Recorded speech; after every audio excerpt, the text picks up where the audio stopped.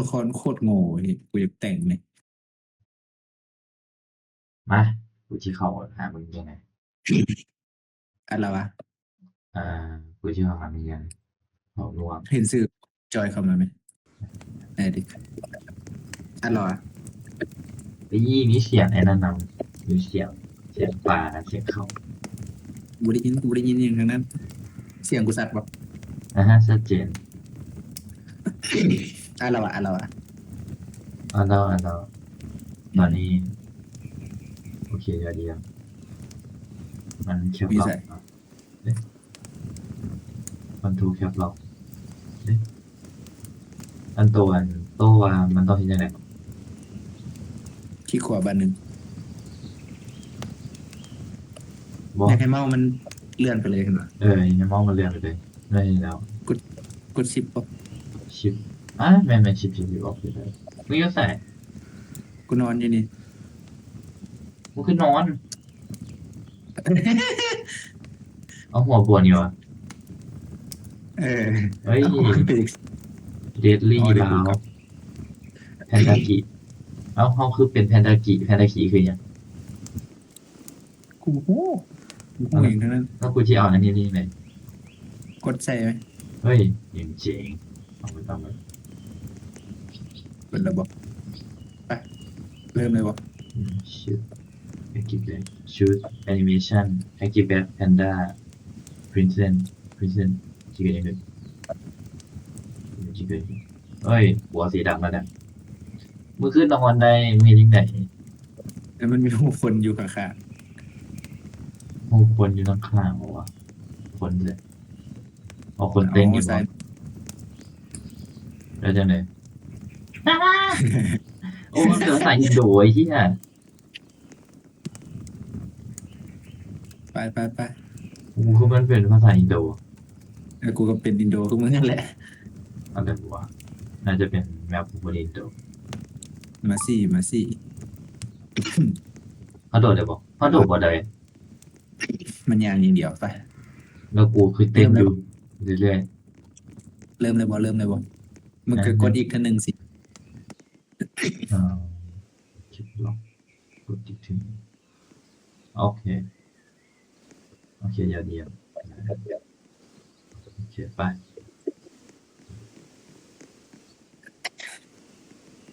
เฮ้ยไอ้ภาษาเคยได้ยินอันนั้นบอกที่เขาว่า duty privilege เนี่ยนะ ดิวตี้อ่า ที่แปลว่า privilege บอเนี่ยบอก ความงามนี่แหละความเปื้อนความดาร์กเนี่ย ความงามสิ beauty เอา beautiful beauty กูเรียกว่า beauty อย่างตัวอย่างbeauty stand เข้าใจเคมันคืออย่างยได้ยินบอกเคยได้ยินมันคือที่ว่าคนหน้าตาดีเขาเรียกว่ามันจะได้ นั่นแหละพวก privilege สักอย่างคนนั้นในสังคมรอเท่มันจะได้พวกสิทธิพิเศษหนึ่งต่างๆบออย่างหาไม่ยากได้ง่ายบอนะคือกันกับคำว่า financial privilege ที่อาจารย์เราเว้านะเราคนอีกตั้ง80-90%ในโลกนี้บ่ได้มีสิทธิ์เข้าถึงเขาเนี่ยแบ่ง account คือเฮาได้ คือคนอยู่ถ้ากูจื้อประเทศบ่ผิดมันคือแอฟริกาไนจีเรียอหย่างบ่อหย่างสักอย่างนี่แหละ แต่แอฟริกาแต่เฮาเข้าถึงพวกเข้าธนาคารได้ทุกอย่างเลยเฮาโอนเงินได้เฮาจ่ายได้โคตรสบายเลย อันนี้คือ financial privilege ที่เฮามี อ๋อเดี๋ยวมึงจะบอกว่าคน90%ในโลกมันเข้าถึงของพวกนี้บ่ได้กูบ่ได้กำลังจะบอก แต่กูฟังจากอาจารย์มาโอเคอาจารย์เป็นว่ามาอาจารย์เพิ่นว่ามาอาจารย์เพิ่นว่ามามันมีประเทศมันมีประเทศหนึ่งที่เขาที่อาจารย์เราว่าเขาเอิ้นว่าหยังรัฐบาลเขาเจ้าจะตัดเงินของประชาชนเขาเรียกไงตัดเลขศูนย์ออกจากเงินในบัญชีของประชาชนทุกคน แบบตัดเลขศูนย์ออกเลยเว้ยตัดเลขศูนย์ข้างหลังออกตัวหนึ่งนะ ว่าก็คือก็คือที่เขาล้มกันมาก็คือถ้าไลฟ์ชิปของบิตคอยมันบอกก็จะเป็นการไลฟ์ชิปเฉพาะของเลขฐานสองมันก็จะลดลงแค่เท่าเดียวมันว่าแต่ตอนนี้เลขที่เขาใช้มันวนเลขฐานสองไงมันเป็นเลขฐานสิบศูการนย์ที่เขาหายไปไล่ชิปตัวหนึ่งเงินหายไปเงินได้10 เท่ามาเท่าเฮียมีแสนเหลือ10,000น่ะ มีหนึ่งมึงเหลือ100,000อ่ะเอาโอ้แล้วว่าช่วยเหลือเป็นการช่วยเหลือประเทศอ่าบูจิว่าประเทศอย่างนี้อย่างสักอย่างประเทศอย่างสักอย่างนี่แหละตัดเลขศูนย์จากเงินในบัญชีของประชาชนนะเชื่อกูแบบฮะง่ายขนาดนี้เลยวะ มันมีคนว่าแบบว่าพวกคริปโตมันเฮ็ดให้มึงแบบจนได้ภายในข้ามคืนเงินเฟียสก็คือกันไอ้เหี้ยนักก็คริปโตอีกวะมึงหาเงินมาทางชีวิตเก็บไว้ในธนาคารอยู่ซื้อไม่หายไป10 เท่าสัตว์ โอ้ my god น่ากลัวน่ากลัวเป็นระยะเลยเอ้ยเดี๋ยวอืมแล้วถ้าคนที่เก็บเงินในบัญชีธนาคารมันจะถึงตัดเลขศูนย์มีโอกาสที่จะถึงตัดเลขศูนย์ทางไทยนะเนาะที่มึงว่าแล้วที่บอกถึงว่าคนที่เข้าบ่ถึง privilege ในการโอนเงินในการสร้างบัญชีธนาคารแล้วรัฐบาลมันจะตัดเงินยังไงหรือว่าเขาก็บ่ได้ถึงตัดอืมอืมอันนั้นอีกประเทศหนึ่งประเทศที่ตัดเงินมันอีกประเทศหนึ่งประอ๋อเทศส่วนประเทศน่าอ๋อคืออีกแถบแออีกฟริกาเรื่องหนึ่งนะโอเคแบบโอเคเข้าใจแบบโอ้ถึงบัญชีธนาคารบ่ได้เข้าถึงธนาคารบ่ได้หั่นน่ะอืแล้วก็มเจ้าสิได้จ่ายจังได๋บัดนี้ นั่นว่าที่อาจารย์เพิ่นว่าเพิ่นก็คือ ขอคือมึงมีโทรศัพท์กากๆหน่วยหนึ่ง อาจจะบ่ต้องมีอินเทอร์เน็ตก็ได้มึงก็ใช้ Lightning หรือว่าเฮ็ดจังไดก็ได้ Bitcoin เฮ็ดได้ทุกอย่างเหี้ยแต่ก่อนอื่นกูก็ยัง ขัดเราอยู่แบบว่าเราก็บ่ได้เว้าถูกเบิดเดะถ้าคนพวกนั้นสิว่าจังไดเขาเจ้าบ่ได้มีความรู้ขนาดนั้นน่ะแล้วก็ไผสิไปสอนเขาเจ้าใช้ล่ะแม่นบ่ล่ะมันก็บ่ได้ง่ายขนาดนั้น Bitcoin กลัวเขาสิใช้เป็นก็บ่แม่นง่ายเนาะเขาก็หาเบิ่งนั่นนี่โน่นแม่นบ่ล่ะอันนี้คือสิ่งที่กูแบบขัดเรานะ ไม่ใช่ว่ากูมีเห็นตายในตัวนี้อืมเอ่อมึงลองอยู่ดีๆแล้วเงินหายไปแบบใช้ BTC1 บ่ได้กูเชื่ออืว่าม100%มึงต้องเฮ็ดทุกวิถีทางเพื่อที่จะให้ได้เงินใน BTC1 มึงกลับมาใช้คืนได้ อืถ้ามว่ามึงจนปัญญาบ่มีความสามารถที่แบบว่าฝ่าจนหนักอีหลีบ่สามารถอืมที่จะใช้เงินได้ มันแน่นอนอยู่แล้วอืว่าม100%มึงต้องเฮ็ดทุกอย่างเพื่อที่จะได้ของสิ่งนั้นมา และมึงคนที่ฝ่าส่วนหลังแม่งโคตรแบบโคตรเก่งมันเฮ็ดได้ทุกอย่างหลังแล้วสนหลังทุยหลังสนฝาหลังส่วนฝากูเว้าอิหยังก่อนฝาสนหลังอย่างมูฝ่าฟูส่วนหลังตกกูตกภาษาลาวกูขอโทษหลังกูส่วนหลังก็ตกไปเขาเจ้าเฮ็ดได้ทุกอย่างแล้วมันก็บ่ได้เกินความสามารถขนาดนั้น คนอืเรามันเฮ็ดได้ มถ้าแบบว่ามันจำเป็นที่จะต้องใช้คนเรามันใช้ง่ายนะคืออาจารย์เพิ่นกูเชื่อเคยเว้าเชื่อเรื่องนี้ให้ฟังอยู่เพราะว่าอยู่ในประเทศไทยมันสิมีโครงการคนละครึ่งแม่นบ่อืมใช้โคตรยากเลยสมัครโคตรยากเลย แต่ว่าคนมันก็ยังหาวิธีทางที่จะใช้ได้เพราะว่าแม่งเงินฟรีอืมก็แม่นแน่นอนถ้ามันเกี่ยวกับเงินคนมันพยายามจนได้อยู่นะเรื่องนั้นบ่ยากอยู่แล้วแต่ถามว่ามันยากสำหรับคนทั่วไปมันก็ยากอีหลีกว่าที่เข้าใจกว่าที่หาทางได้มันก็บ่แม่นทุกคนที่จะเฮ็ดได้ แต่ว่ามันมีทางอยู่แหละคันคนมึงจำเป็นต้องใช้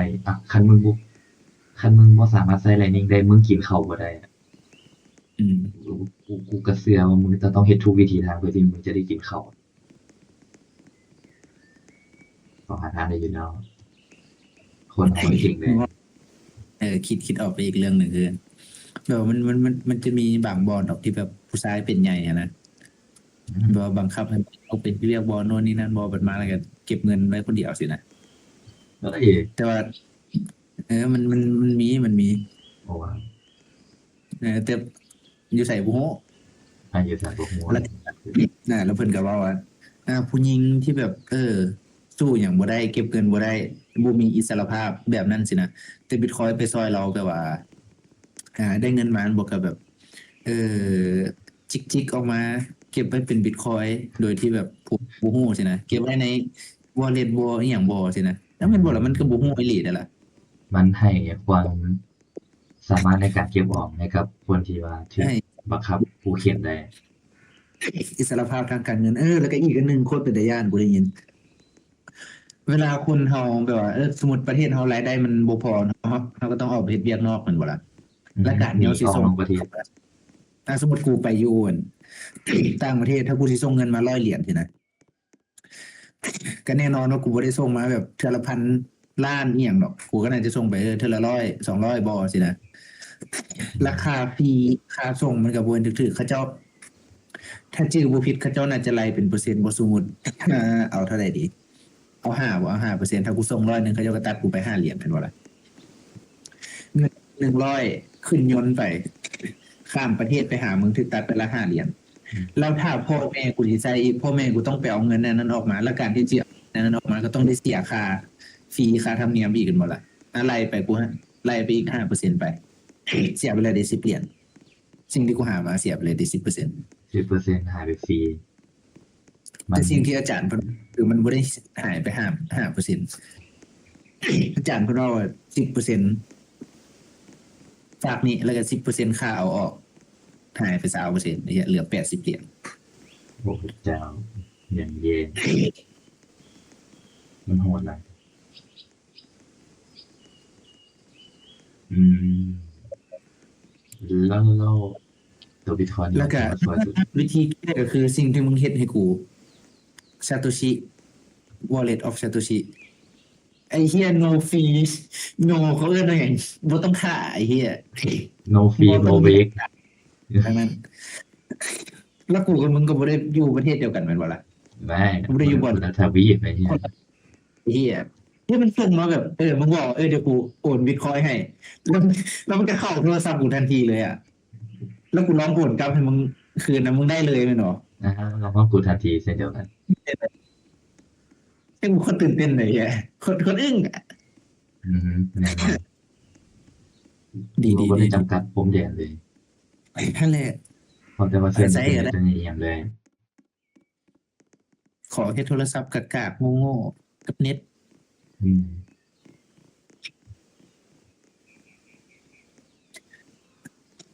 ไปทางไหนต่อบัดนี้ทางนี้ไปมันมีเสา มันน่าจะมีสัญญาณ โอเคพอจะได้ส่งบิตคอยน์ได้ มันเจ็บถ้ามีกูคิดว่า คอนเซ็ปต์เขาก็คือเขาจะบอกว่าคำว่าบิตคอย โอเคเข้าใจ กูอยากเห็นให้มันเป็นอย่างนั้น อืมไปเรียนนาฬิกากูปลุกนาฬิกานอนกูปลุก เนาะปลุกให้มึงนอนเชียว อือฮึเรียนโอเวอร์บิ กูก็ว่าสิเป็นกูก็ว่าสินอนนั่นแหละแต่แบตกูเบิดฟังเพลงบ่ได้เลย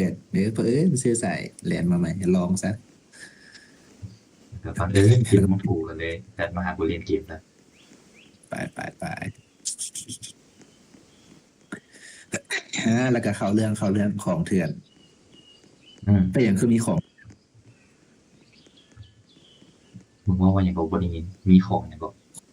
เป็นอย่างคือมีของเถื่อนเป็นอย่างคำว่าเถื่อนคือเกิดขึ้นมา อืม มันน่าจะ เป็น เพราะว่าบ่ได้รับฟ้องจากกฎหมายที่รัฐกำหนดไว้บ่เพราะว่านอกจากของที่รัฐกำหนดไว้ นอกจากนั้นก็คือของเถื่อนหมดเลย งั้นมึงไปหลักอ่านมาบอก ฮะอหย่าง ไปหลักอ่านมาบอก โอ้โห แม่น ถามฟังว่าได้เอาโอเคบ่มีเกิดขึ้น มาบูจือเท่าตอนบูจือคือตอนทำอิฐบ่คือมือนั่นเลย สบายเลย โพสต์เพิ่นว่าในเศรษฐศาสตร์สำนักออสเตรียนบ่มีคำว่าเถื่อนเป็นอย่างคือบ่มีเถื่อนใช่นี่เพราะว่าสินค้าที่คนต้องการ สินค้าที่ตลาดต้องการก็คือ มันก็คือสินค้าบ่มีคำว่าเถื่อนนะถ้าคนต้องการมันก็คือสินค้าแม่นบ่ล่ะ อ่าฮะ และสิ่งที่เฮ็ดให้มันเป็นของเถื่อนคือกฎหมาย คือมึงว่าแหละ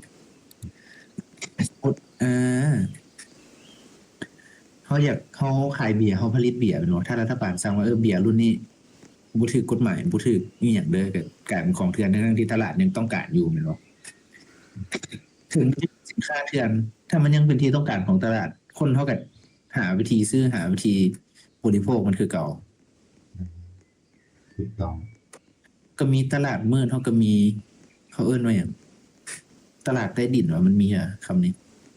คือตลาดมืดนั่นแหละคงจะมีตลาดมืดเพราะว่า ขายคือ อืม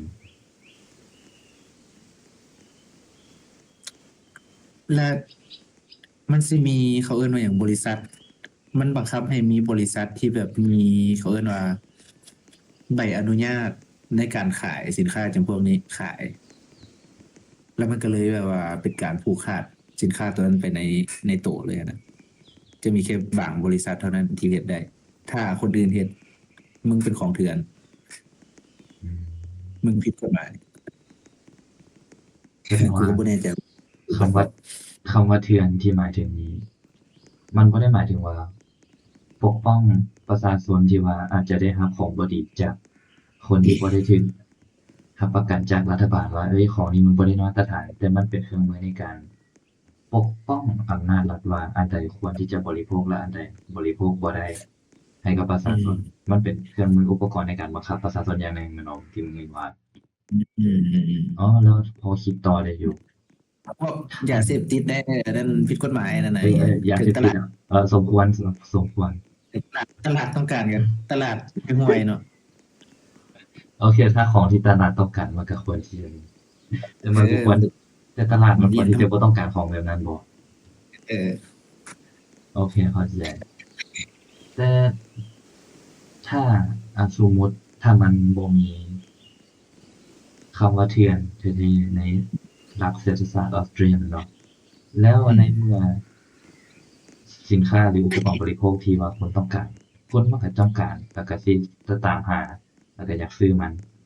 แล้วถ้าปัญหาในการสร้างคำที่เอิ้นว่าถูกกฎหมายคือย่านที่ว่าประชาชนจะถูกหลอกหรือว่าได้รับคุณภาพของที่มันบ่ได้ตามมาตรฐาน แต่ตลาดมันก็สิเป็นคนตัดสินเองอยู่บ่วะเพราะว่าถ้าของมันบ่ดีคนมันก็จะบ่ซื้อซ้ำแล้วถ้าคนมันบ่ซื้อซ้ำของพวกนั้นมันก็จะตายไปตาม เออ ตลาดเอง แม่น มันก็จะถูกคัดสรรโดยธรรมชาติเอง ๆตลาดเสรี มันก็บ่ได้มีประโยชน์เป็นบ่อันของถูกกฎหมาย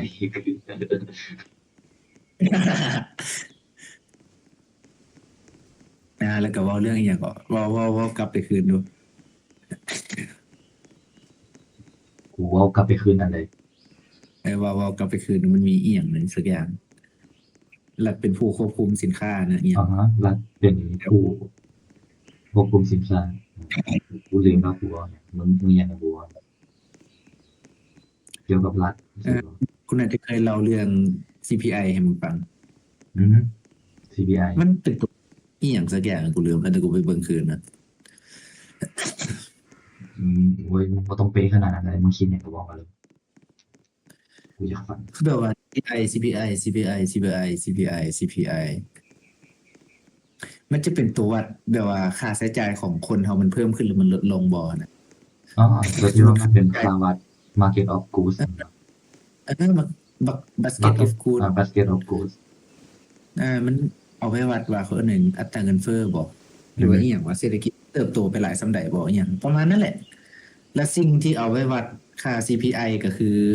อีหยังสักอย่างและอีหยังสักอย่างนั้นมันมีมันเรียกว่า basket of good อยู่ในนั้น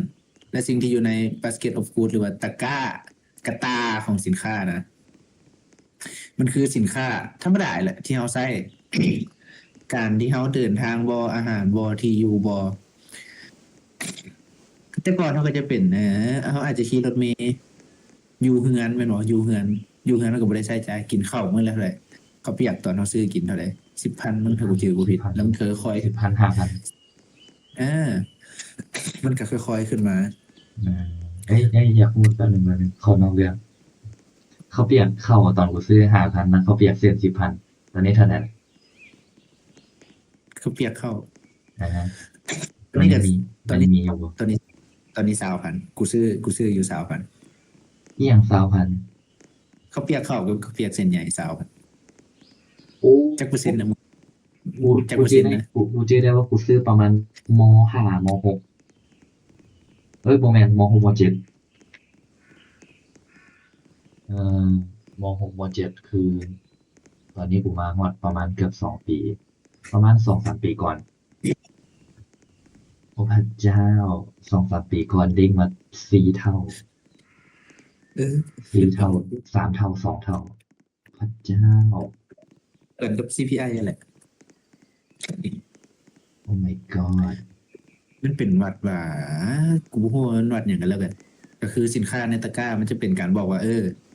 ประชาชนเขาแบบมีการใช้เงินจังใดเพิ่มขึ้นลดลงจังใดสมมุติปีนี้ค่า CPI ซ้ำนี้และ Basket of Food ในตะกร้ามันก็คือค่ารถเมล์อาจจะบ่แม่นค่ารถเมล์จะเป็นค่าน้ำมันแล้วก็เรือนค่าเรือนเช่าเรือนบ่อหยังบ่ผ่อนเรือนบ่ส่วนค่าอาหารก็ฟิกซ์ไว้ซ้ำนี้ซื้อซีนมากินหรือว่าไปกินอยู่นอก แต่พอเวลาผ่านไปคือเฮานี่แหละปิดนี้ก่อนนั่งลมกันก่อนพอเวลาผ่านไปคือเฮาก็คือเขาเปรียบที่เว้าเมื่อกี้นี่ก็พุ่งขึ้นไป20,000จาก5,000แม่นบ่สินค้าใน Basket of Food มันก็จะเปลี่ยนไปจากข้าวที่เราเคยกิน 5,000เขาอาจจะเปลี่ยนเป็นอันอื่นก็ได้จากสมมุติง่ายๆสมมุติซีนที่เขากินมื้อละเท่าใดซีนกูบ่เคยซื้อซีนนี่เหี้ยกูบ่เคยเฮ็ดอาหาร คือเราไม่เคยเห็นได้สมมุติ100,000ซีน100,000แต่ก่อนซื้อซีนได้100,000ซื้อที่ได้100,000แต่ก่อนกับ100,000เดี๋ยวนี้มันบ่เท่ากันแม่นบ่อืม100,000แต่ก่อนอาจจะซื้อซีนได้จักซ้ำใดซ้ำหนึ่งแต่เดี๋ยวนี้ซีนก่อนนั้นมันอาจจะแพงขึ้นไปละแล้วเงิน100,000เขาก็ซื้อซีนก่อนนั้นบ่ได้ละเขาอาจจะซื้อได้อีหยังจากซีนก็เป็นลูกซีนบ่เนื้อบดบ่เนื้อบดก็คือพวกเศษเนื้อเอามาบดๆให้มึงอ่ะบ่แม่นซีนก้อนเก่าที่มีโปรตีนเต็มที่ละ อืมจากเฮือนที่มึงเคยอยู่เคยเซาได้ก็อาจจะกลายเป็นห้องจากรถที่มึงเคยขับ เคยเติมน้ำมันได้ธรรมดา มึงก็อาจจะใช้อันอื่นบ่กูบ่ฮู้อืมแล้วมันก็จะแพงทุกอย่างก็จะแพงขึ้นไปอีกเพราะว่าเงินมึงหายไปปีละ10%อาจจะบ่เกิน10%ก็ได้แต่เกิน7%น่ะปีนี้มึงกินซีนปีหน้ามึงกินเนื้อบดปีต่อไปมึงอาจจะได้กินเนี่ยปลากระป๋องมั้ง แน่นอนเพราะว่าอืมมันแบบแพ้ได้ปีเดียวเนาะไอ้เหี้ยแต่ก็สังเกตเอาเนี่ยอืมเพราะว่า มึราคางนั่งได้ยังไงสินค้ามันเพิ่มขึ้นแต่เงินที่เราได้รับจากการเฮ็ดเวียกมันก็บ่ได้เพิ่มขึ้นขนาดนั้นหรือว่าก็บ่ได้เพิ่มขึ้นเลยด้วยซ้ถึงเพิ่มก็เพิ่มบ่สู้เงินเฟ้อำเนาะอืมราคาสินค้ามันเพิ่มขึ้นไวกว่าเงินที่เราได้รับมันก็มีแรงในการจับจ่ายใช้สอยของมันน้อยลงเราก็จะจนลงอืมอืมเก็บเงินบ่อยู่เราก็บ่มีความสามารถที่จะเก็บออมเงินได้แล้วก็ต้องไปพยายามเฮ็ดทุกสิ่งทุกอย่างเพื่อที่จะได้ของมาไว้เฮ็ดทางลัดทางด่วนหาแนวมันง่ายๆได้เงินไวๆเฮ็ดให้คนเรามันสายดักสานลงคิดแต่แนวใกล้ๆหาอืผลประโยชน์ส่วนตัวมอากูฮู้แล้วอันนี้เขาจะเอิ้นว่าหยังสิ่งที่มึงเว้า time อิหยังก็มึงต้องเคยได้ยินนะ time ทำ reference preference ทำ time reference ความเห็นแก่เวลาเพราะมันเก็บเงินบ่อยู่เดะอืมอนาคตจังได๋ก็บ่มีความสุขอยู่แล้วเก็บเงินไปก็เงินด้อยค่าสู้เอาเงินมาซื้อความสุขตอนนี้เลยบ่ดีกว่าวะมันก็จะเกิดสังคมที่ว่ามักอวดมักที่จะโชว์บ่คิดถึงระยะไกลถึงจะได้มันก็เกิดเป็นคือกับที่เราเห็นปัจจุบันเพราะว่าเงินที่เรามีมันบ่สามารถที่จะเก็บออมได้อืม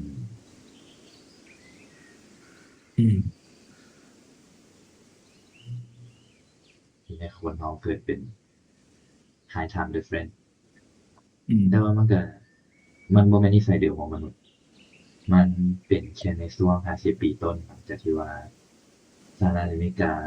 แยกดอลลาร์ออกจากทองคำในยุคก่อนเนี่ยมันเป็นอย่างนั้นในยุคสมัยแห่งทองคำเนาะที่ว่า อืม ดอลลาร์สามารถแลกเป็นทองคำได้โดยที่มีค่าฟิกซ์หรือไงก็คือดอลลาร์แปะด้วยทองคำแบบ1 ต่อ 1เลย มีดอลหนึ่งลาร์ดอลลาร์สมัยสามารถแลกเป็นดอลลาร์สามารถแลกเป็นทองคำได้จากออนเป็นแบบนั้นแบบฟิกซ์เลยเราสามารถ น่าจะประมาณ เพิ่มได้คนเรามันก็จะคิดถึงระยะไกลขึ้น อืม เป็นคนที่มี road time difference สามารถที่จะคิดถึงระยะไกล กดได้ คิดถึงอนาคตได้สามารถที่จะบ่จำเป็นที่จะต้องหาผลกำไรในระยะแบบว่าปี2 ปีหรือว่าในอนาคตข้างหน้าแบบใกล้ๆแต่เขาคิดไปเพื่อแบบรุ่นลูกรุ่นหลานเลยกันได้เป็น10 ปี เนี่ย สร้างธุรกิจที่ว่าแบบเพื่ออนาคตอีหลีมันเฮ็ดให้เราเป็นสังคมแบบนั้น ในสังคมที่ว่าเงินมันบ่ด้อยค่าเป็นที่ให้เราสังคมเป็นน่าอยู่หลายขึ้นหลายกว่าตอนอืม สำคัญอยู่ที่เงินเงินเป็นอะไรคนมันก็เป็นอันนั้นเพราะว่าเงินคือสิ่งที่คนเราเอาไปใช้ในการสื่อสารในการทุกสิ่งทุกอย่างต้องใช้เงินเงินเป็นอะไรคนก็เป็นอันนั้น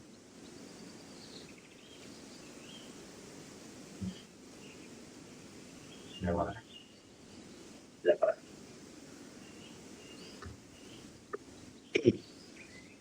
ไป มึงเห็นหัว มึงลอยอยู่มึงลอยเห็นยัง กูในหนังเซียวซานสมัยที่แกกล้า สไปเดอร์แมนมันบอก เออ เชี่ยได้เว้ย เฮ้ยกูมีอาวุธแล้วทูบี้ ดอกไม้เนี่ยนะ มาไป เอาว่าเอาว่าดอกไม้มันอยู่นั่นมันอยู่ถึงก้อนหิน โอ้มันเก็บได้น้องบอก กดอินเตอร์แลกตรงนั้น อีแจกมันจะอีแจกกับมันหนึ่ง กดหนึ่ง กด E ปั๊บแล้วมันเลย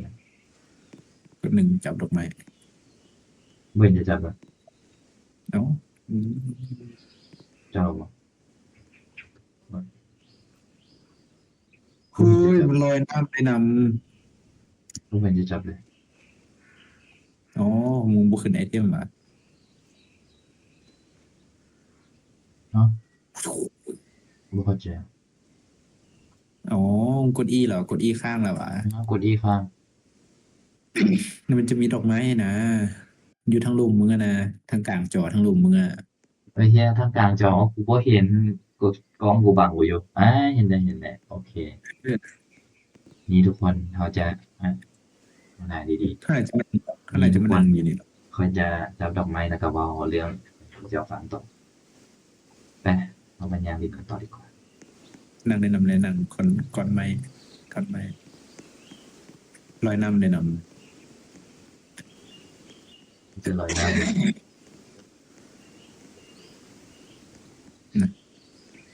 อาบน้ำ ำจริง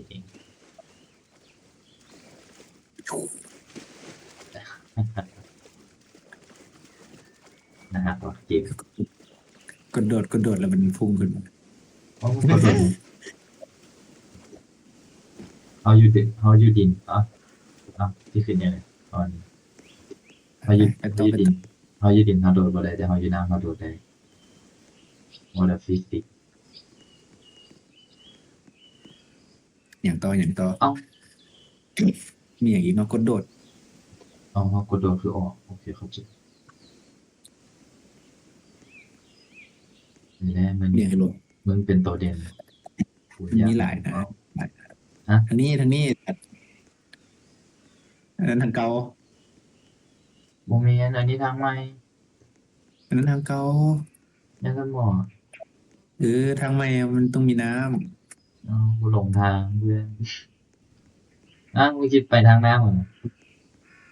ำบ่เลยก็มันตันกันยางไปซื้อตัว เป็นไปทางปูตัวนี้เหรอ มีอันจะบอก ตามทางแมน กูรู้สึกว่าเขาย่างเขาออกมาเขาย่างลงมาจากถ้ำเดี๋ยวเพื่อน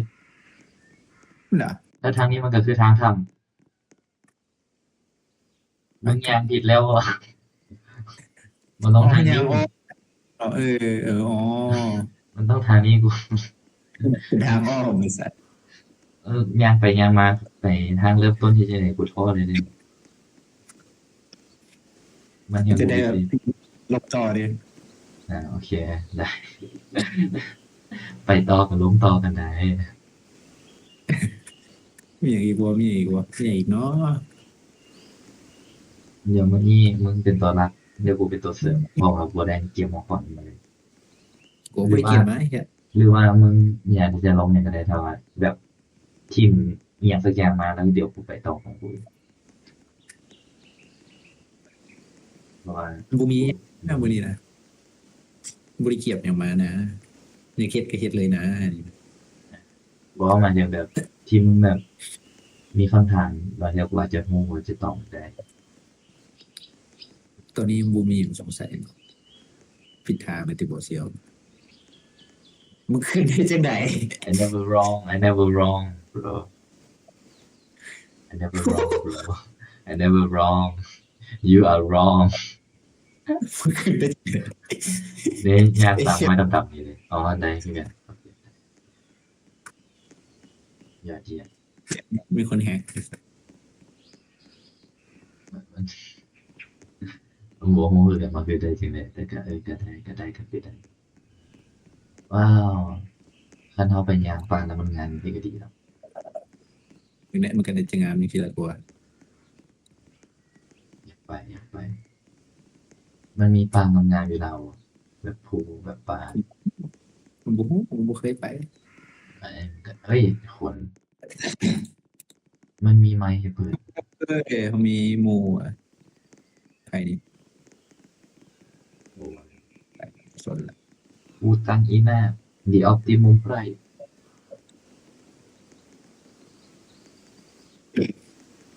อืม กูเทสทายเป็นคนกูคือพวกแกงแขนเอ้าขากูไม่ถึง วัวหนิง เอ้า เดี๋ยวแป๊บนึงยืนนิ่งๆวะ เนาะเดี๋ยวมาแล้ว เดี๋ยวมึงยืนนิ่งๆ Carry พิง มันต้องได้เติม กี่แบบแพ้เอ้ย จะอุ้มมันก็ต้องเติมเนาะวะ อืม ทีไม่ยุติธรรมเลย close ติดเด็ดบูมีสิทธิ์อุ้มกู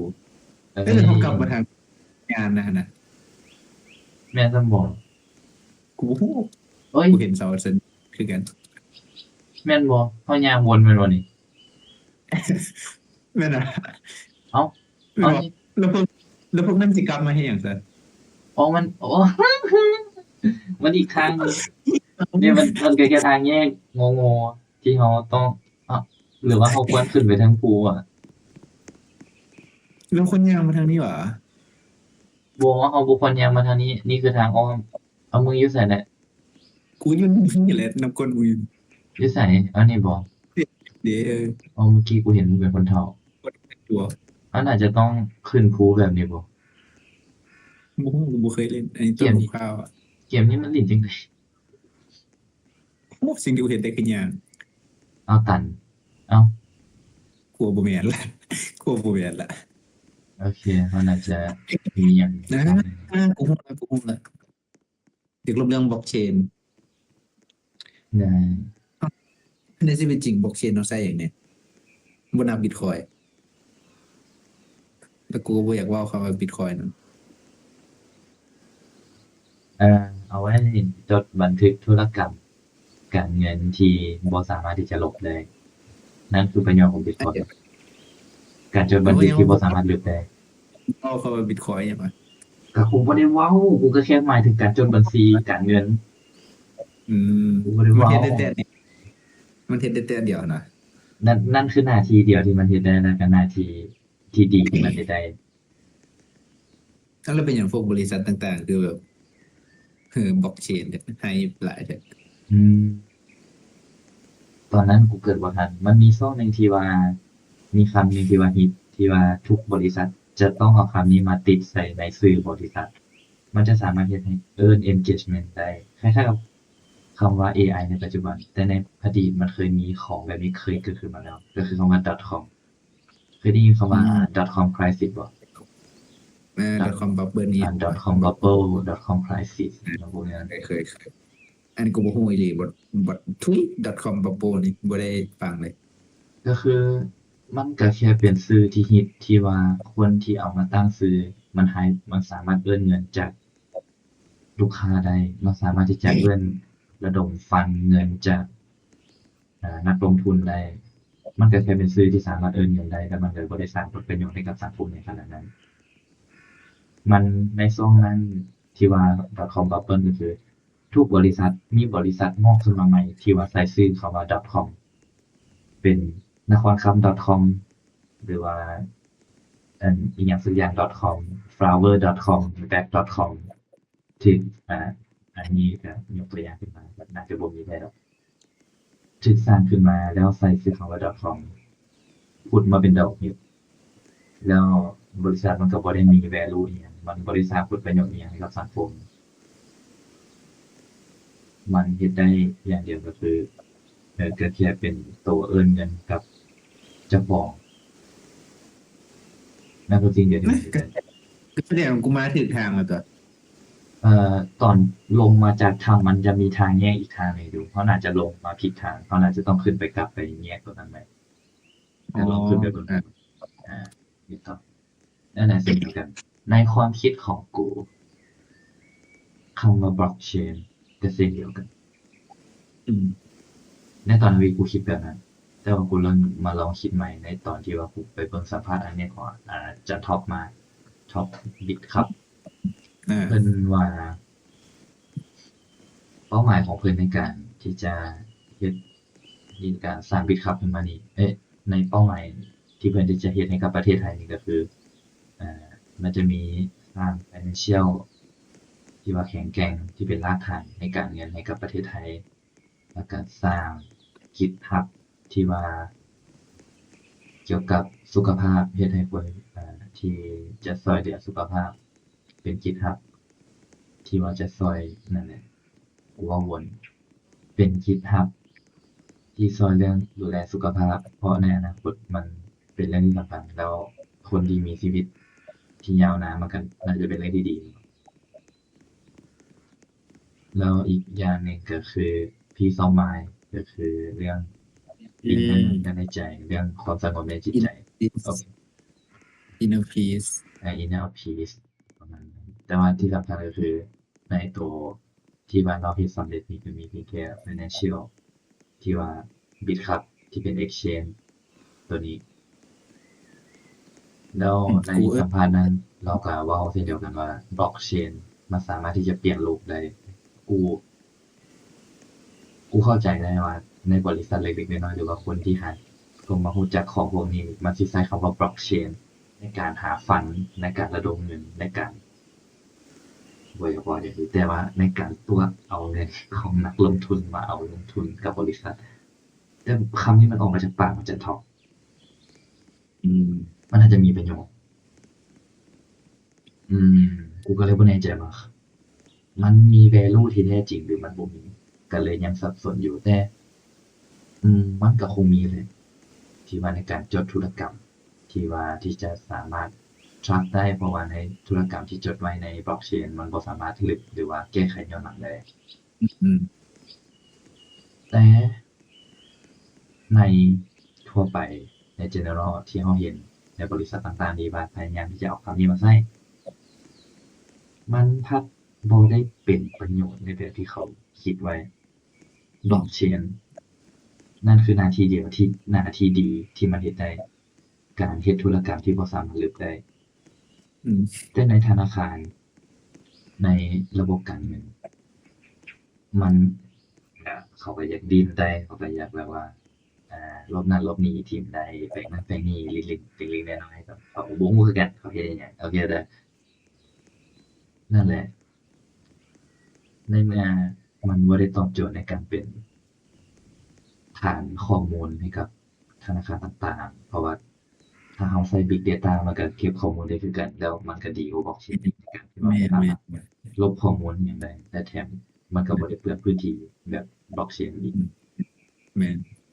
เพราะฉะนั้นมันก็เลยบ่ค่อยจะเป็นเหตุผลที่ดีอันใดที่ว่าธนาคารต่างๆจะเปลี่ยนหรือว่าผันแปรมาใส่บล็อกเชนขนาดนั้นแล้วมันก็บ่ได้เห็นตัวอย่างที่ว่าชัดเจนแจ่มแจ้งเด่นชัดที่ว่าจะเป็นประจักษ์เลยว่าบล็อกเชนนี่แหละมาบ่เคยเห็น อืม แล้วก็ยังบ่เห็นก็เลยคิดว่า แล้ว มันใส่ไว้สำหรับคล้ายๆกับ .com ก็คือเป็นตัวเป็นตัวโปรโมทให้กับชื่อบริษัทชื่อสำหรับกูคิดจังซี่บล็อกเชนมันอาจจะมี value ก็ได้ แล้วความโปร่งใสของบล็อกเชนเป็นผลเสียสำหรับพวกธนาคารนี่หยังบ่ อืม ความที่มันโปร่งใสตรวจสอบได้ทุกอย่าง มันเป็นผลเสียบ่สำหรับสถาบันธนาคารนี่หยัง อ่ะกูบ่ฮู้ว่ากูเป็นธนาคารเดี๋ยวนะสำหรับความคิดคนเป็นลูกค้าเนาะถ้าเราสามารถที่จะเห็นข้อมูลทุกอย่างในของธนาคารได้แล้วเราก็สามารถที่จะบ่แม่นเชื่อด้วยจิตใจแบบว่าเชื่อในตัวธนาคารว่าเขาจะรักษาเงินเราได้ดีแต่เราเห็นด้วยตาเราเลยว่ามันอยู่ในหั้นอีหลีมันบ่ได้เกิดหยังขึ้นมันก็เป็นการให้ความเชื่อใจที่มันก็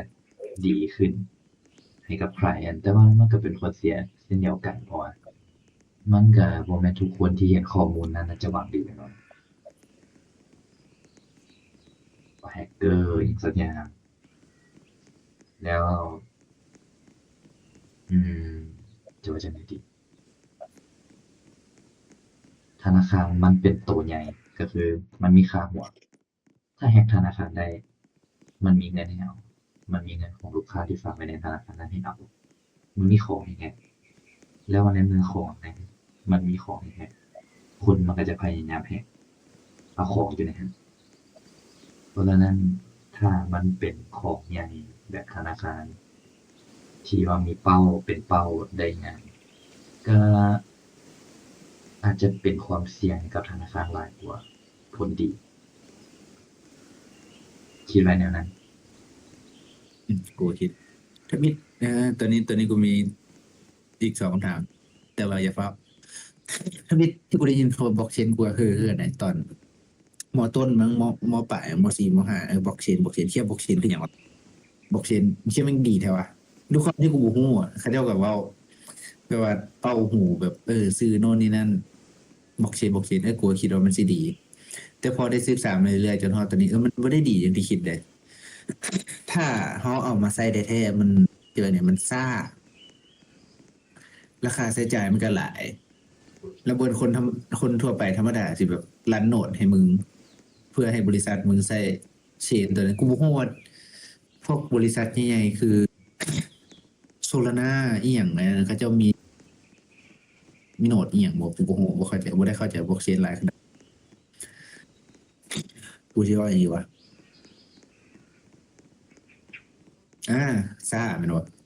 และการที่เขาสิเฮ็ดธุรกรรมอีหยังสักอย่างอยู่ในเชนตัวนี้นะมันบ่ได้ไวแม่นบ่มันต้องท่า มันต้อง miner ผ่านให้บล็อมาอนุมัติ กมันปิดminer มาปิดบล็อกอะฮะแมนต้องท่าให้ miner มาปิดบล็อกและอีกอย่างข้อเสียมันก็คือถ้ามีคนใช้หลายบล็อกหนึ่ง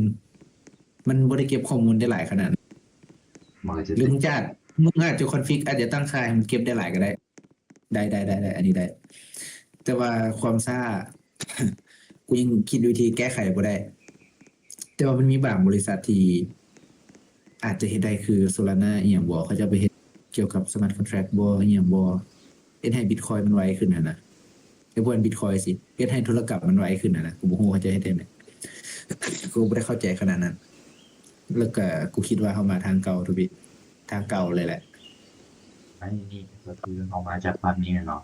นี่ฝั่งประตูนี้เราก็ต้องมาฝั่งนี้ต่อ เอาเลยลอยน้ำไปดีกว่าบ่อยู่ละสู้กูซ่าไอ้สัสซ่ากูย่างดีกว่า โอเค แล้วก็คำถามอีก2 อันในหัวก็คืออยากให้มึงเว่าเกี่ยวกับการที่ธนาคารเสกเงินขึ้นมาได้แนวใดเงินเฟ้อได้แนวใด เอออ่าฮะโอเคย่างก่อนทางนี้บอก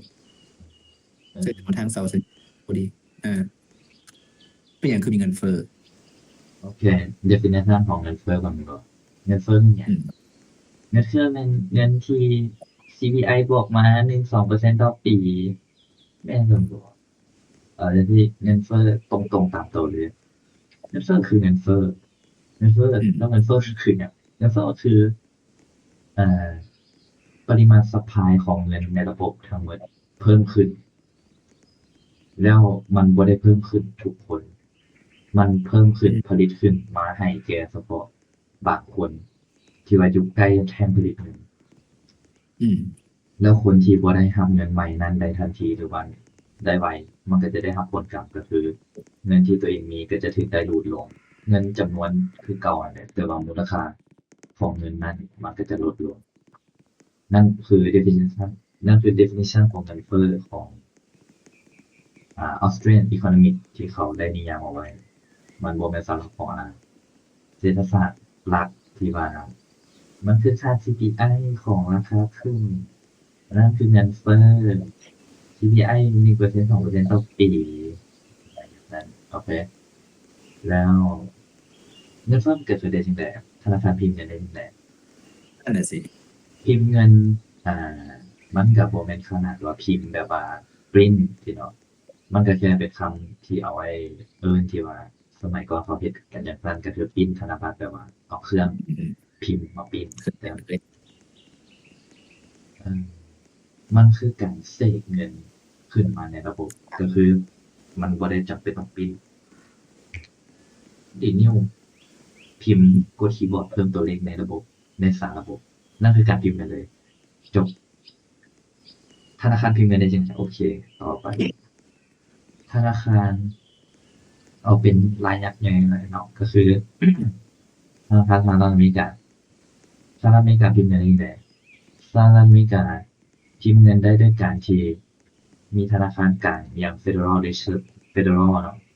ก็คืออืมธนาคารจะออกพันธบัตรรัฐบาลก็คือบอนด์อืมไปให้ Federal กู้ไปให้ Federal แล้ว Federal ก็จะเอาพันธบัตรรัฐบาลตัวนั้นอ่ามาค้ำก็คือพันธบัตรตัวนั้นมันก็คือสัญญาเป็นหนี้ที่ว่ารัฐบาลจะเป็นหนี้ต่อธนาคารกลางแล้วอืมธนาคารกลางก็จะเอาหนี้ก้อนนั้นนะไปวางไว้ในช่องทรัพย์สินของบริษัทก็คือบริษัทมันจะมี2ช่องหลักๆเลยเนาะก็คือช่องสำหรับเงินที่เป็นกำไรและช่องที่เป็นอ่าอ่ามันเป็นหนี้สินก็คือเป็นทรัพย์สินและหนี้สินเอาอืมพันธบัตรรัฐบาลที่พิมพ์ออกมาจากอากาศเอาบอนด์ที่รัฐบาลที่จะเสกขึ้นมาจังไดก็ได้มาวางในช่องทรัพย์สินแล้ว เอ่อธอืนาคาร ม Federal ก็คือเอาเงินไปให้รัฐบาลสหรัฐก็คือพิมพ์ตัวเลขขึ้นมาในบัญชีของสหรัฐแล้วก็เพิ่มให้กับสหรัฐแบบนั้นเลยโอเคแหละถ้ามันเป็นแบบนั้นแล้วธนาคารแล้วสหรัฐสร้าง productivity สร้างของสร้างเงินแล้วจ่ายเงินให้กับธนาคารกลางคืนอืมพร้อมดอกเบี้ย ด้วยมันก็จะบ่มีหยังด้วยเกิดขึ้นมันก็จะบ่มีหยังเกิดขึ้นมันก็จะบ่มีเงินเฟ้อแต่ประเด็นก็คือถ้ามันแม่งบ่จ่ายแม่งมันจะมีสิ่งหนึ่งที่เอิ้นว่าบุคคลล้มละลายก็คือเมื่อมึงมีเครดิตที่เมื่อมึงไปกู้เครดิตมาแม่นบ่บัตรเครดิตมีมันก็จะมีวงเงินที่จะเต็มอยู่ที่ว่าบ่สามารถกู้เพิ่มได้ เราก็จะเฮ็ดจั่งใดในเมื่อเรากู้เพิ่มบ่ได้เราก็จะไปกู้บัตรเครดิตตัวใหม่มาโปะบัตรเครดิตตัวเก่าอืมแล้วเราก็จะไปเฮ็ดแบบนี้วนๆซ้ำๆตัว A เต็มแล้วไปกู้ตัว B มาโปะตัว A ที่ว่าเป็นจำนวนเงินที่ในตัว B หลายคนแล้วตัว B เต็มแล้วก็ไปกู้ตัว C มาโปะบัตรตัว B ในจำนวนเงินที่เพิ่มขึ้นถ้ามึงเฮ็ดแบบนี้ในชีวิตจริง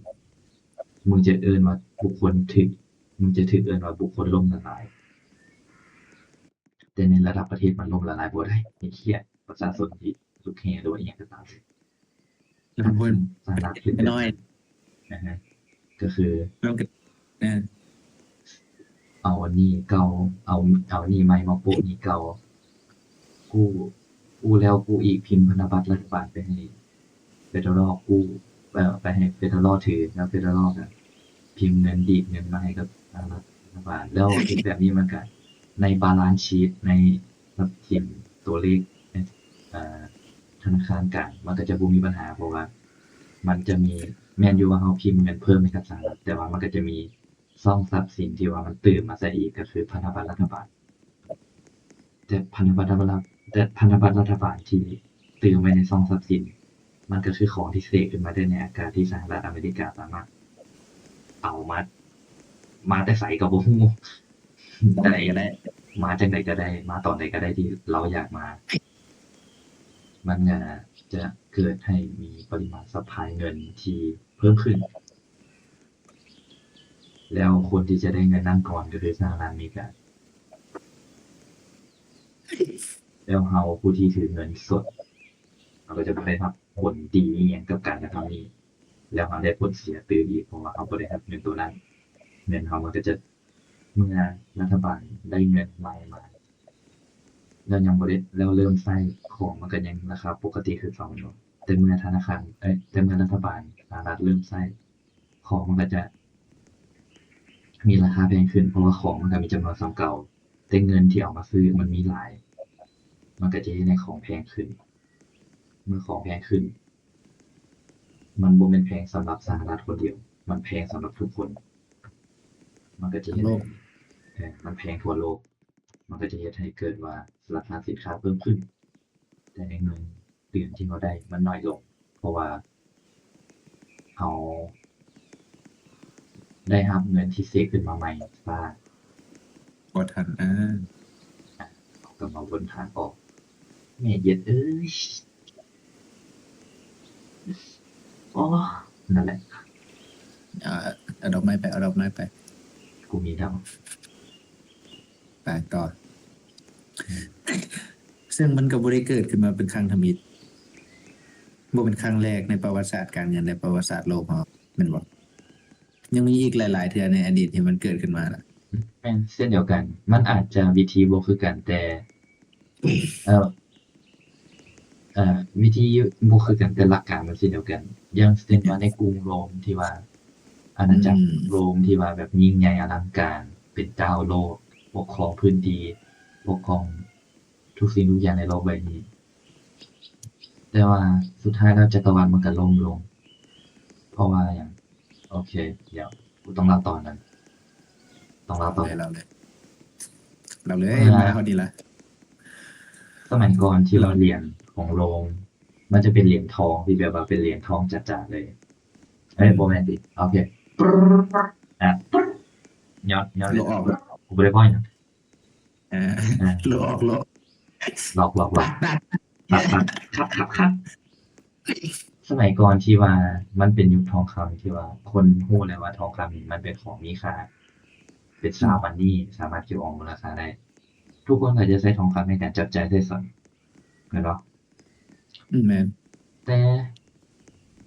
การที่เขาจะต้องตรวจทองคำทุกอันนี้ สมัยก่อนมันก็บ่ได้มีเทคโนโลยีตรวจหยังหลายเนาะ มันก็มีแต่ว่าทองคำนี่มันนุ่ม เวลาเรากัด มันก็จะเป็นรอย แม่นเป็นหอยเขียวเป็นรอยเขียวนั่นคือการตรวจแต่ว่าเราก็บ่สามารถที่จะเฮ็ดแบบนั้นได้ทุกเทื่อแม่นบ่ล่ะ แม่น เดี๋ยวเหรียญมันก็สิยับเยินแล้วก็ไอ้เหี้ยไผสิไปเอารอยเขียวมานั่นแหละ แล้วมันก็หรือบางเทื่อมันก็บ่ได้เป็นเหรียญด้วยซ้ำมันก็จะเป็นทองแท่งแบบแท่งงงๆเลยมันก็เป็นก้อนเป็นเม็ดเป็นอิหยังก็ตามแต่แล้วทางจักรวรรดิโรมันเนี่ยเนาะกรุงโรมกูอธิบายนะกรุงโรมเพิ่นก็จะนำเหรียญทองที่ว่าเป็นทองนี่นะมาตีตรา มันเป็นที่มาของคำว่าเงินตรา ก็คือกษัตริย์เอาตราไปปั้มทอง แล้วบอกว่า นี่คือเงินสามารถใช้จ่ายได้เพราะว่ามันมีตราของอาณาจักรนี้ตีตราไว้อยู่ มันคือเหรียญทองของอาณาจักรนี้แล้วอาณาจักรนี้คือจะถือได้มันคือผู้ที่มีอำนาจบอกว่าอันนี้คือเงิน อือฮึแล้วผู้ที่มีอำนาจที่สั่งว่าเงินนี้มีเงิน เงินนี้คือเงินเขาอือฮึเจ้าเอิ้นว่าเฟียดเนาะอืมแต่เฟียดเฟียมัดแปลว่านก็สิต้องหยังเฟียดแปลเฟียดก็คือคำสั่งจากคนั่นแหละคำำตัดสั่งสินของผู้มีอำนาจนะฮะ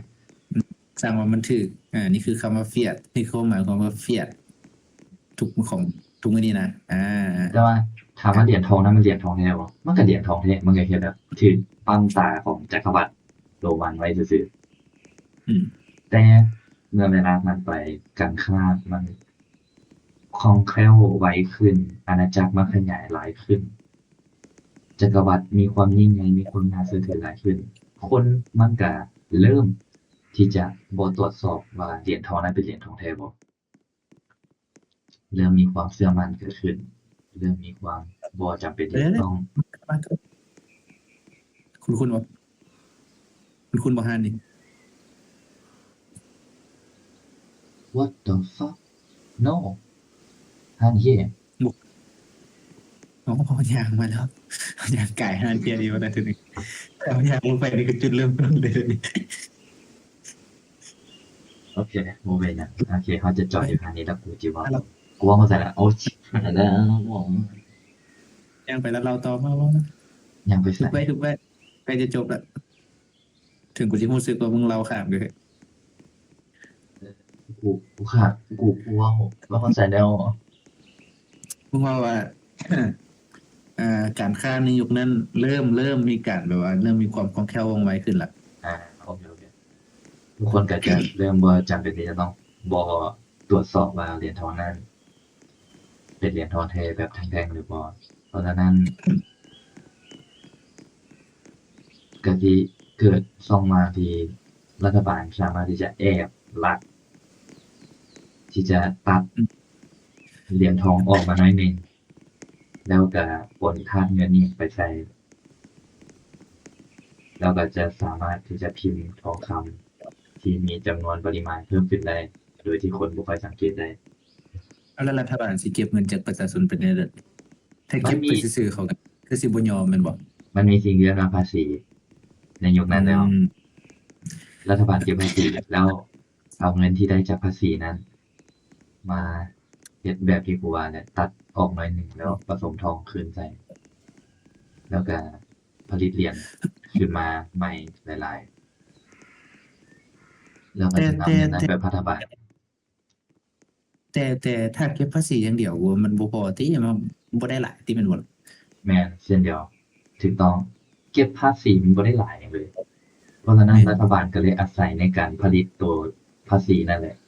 ให้เหรียญภาษีนั้นผลิตเป็นเงินตัวใหม่มา แล้วเมื่อมันก็อาจจะผลิตบ่ได้น้อยหนึ่งแม่นบ่มันก็อาจจะผลิตได้น้อยแล้วก็คนมันก็อาจจะยังบ่ค่อยได้สังเกตหยังหลายอืแต่มเมื่อกษัตริย์สิ้นพระชนม์ไปแล้วเกิดมาเป็นอืมขึ้นกษัตริย์องค์ใหม่มาแทนครับไอ้หยังสักอย่างได้กษัตริย์องค์ใหม่เงินก้อนใหม่สวัสมานั่งนอกมาดิการใหม่นั่งนอกเพื่อที่จะนั่นเฮ็ดให้ประชาชนมักฮักหลายขึ้นอืมหรือว่าใดก็ตามแต่ แล้วเมื่อกษัตริย์องค์ใหม่มันก็จะเกิดสิ่งที่เรียกว่าหยังพิมพ์กษัตริย์องค์ใหม่เหรียญทองอ่าทุกตาใหม่เหรียญเป็นต่างใหม่เหรียญทองอยู่ในสารระบบเก็บมาให้หมดแล้วเดี๋ยวสิปั๊มตัดใหม่เหรียญทองที่ได้มาเฮ็ดจั่งใดก็เช่นเดียวกันตัดออกหน่อยหนึ่งแล้วก็เติมเหรียญทองใส่เติมเหรียญเงินใส่แล้วก็จะขุดออกสามารถพิหน่อยหนึงมพ์เหรียญมาหลายได้ขึ้นอ๋อก็คือจะเอาเหรียญไปหลอมก่อนแม่นเอาเหรียญไปลองแล้วก็มาสร้างเป็นเหรียญใหม่ที่เติมสารเงินใส่มันก็จะพิมพ์เหรียญได้หลายจำนวนหลายขึ้น อืมแล้วเมื่อกษัตริย์เปลี่ยนเหรียญกับตาก็ต้องเปลี่ยนก็เฮ็ดจั่งซี้โรลไปมันก็จะเลยเป็นเหตุการณ์ที่เกิดขึ้นแบบนี้ก็คือเหรียญทองที่เป็นสมัยใหม่มันสูญสลายมันถูกออกซิไดซ์มันเป็นสนิมแล้วมันก็หายไปตามอากาศเพราะว่าทองปริมาณทองที่อยู่ในเหรียญนั้นมันน้อยเกินไปจนเฮ็ดให้บ่สามารถที่จะอยู่ยงคงกระพันคือกับทองได้ มันถูกแทนที่ด้วยโลหะอันอื่นไปเบิดละมันว่าถึกซั่นซะแทนที่โลหะด้วยอันอื่นไปหมดแล้วก็ถึกอากาศกัดกินตายไปทองคำที่พบเห็นในปัจจุบันมันก็เลยจะเป็นแบบยุคก่อนที่ว่าเป็นทองแบบทองอีหลีที่เป็นเหรียญทองอีหลีแต่ถ้าแบบเป็นเหรียญทองยุคใหม่ที่ว่าถึกผลิตขึ้นมาใหม่มันก็จะส่งบ่เห็นแล้วเพราะว่าถึกออกซิไดซ์อิหยังไปตามกาลเวลาแม่นเงินเฟ้อมันบ่ได้มีแต่ยุคปัจจุบันมันมีมาแล้วตลอด มันมีคำหนึ่งที่ว่า the history will repeat itself ก็คือประวัติศาสตร์มันจะนำหอยนะซ้ำหอยอ่าเกิดขึ้นประวัติซ้ำหอยประวัติศาสตร์มันจะซ้ำหอยตัวมันเองแม่นนั่นน่ะเนาะประวัติศาสตร์มันจะซ้ำหอยกันเองมันก็ซ้ำกันจังซี่แหละอืมมันก็เกิดขึ้นตั้งอยู่ดับไป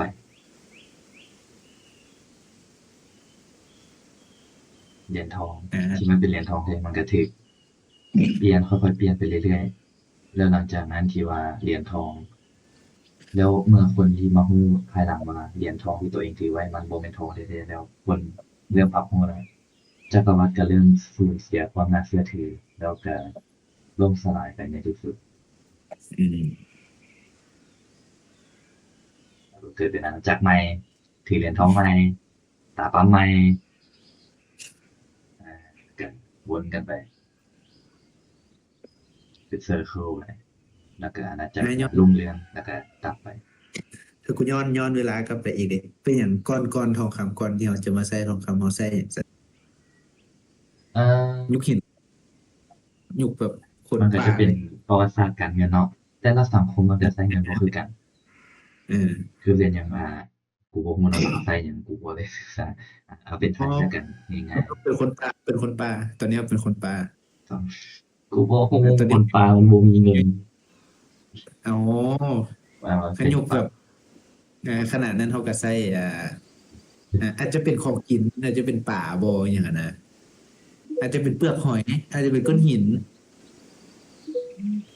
อย่างนี้เกิดขึ้น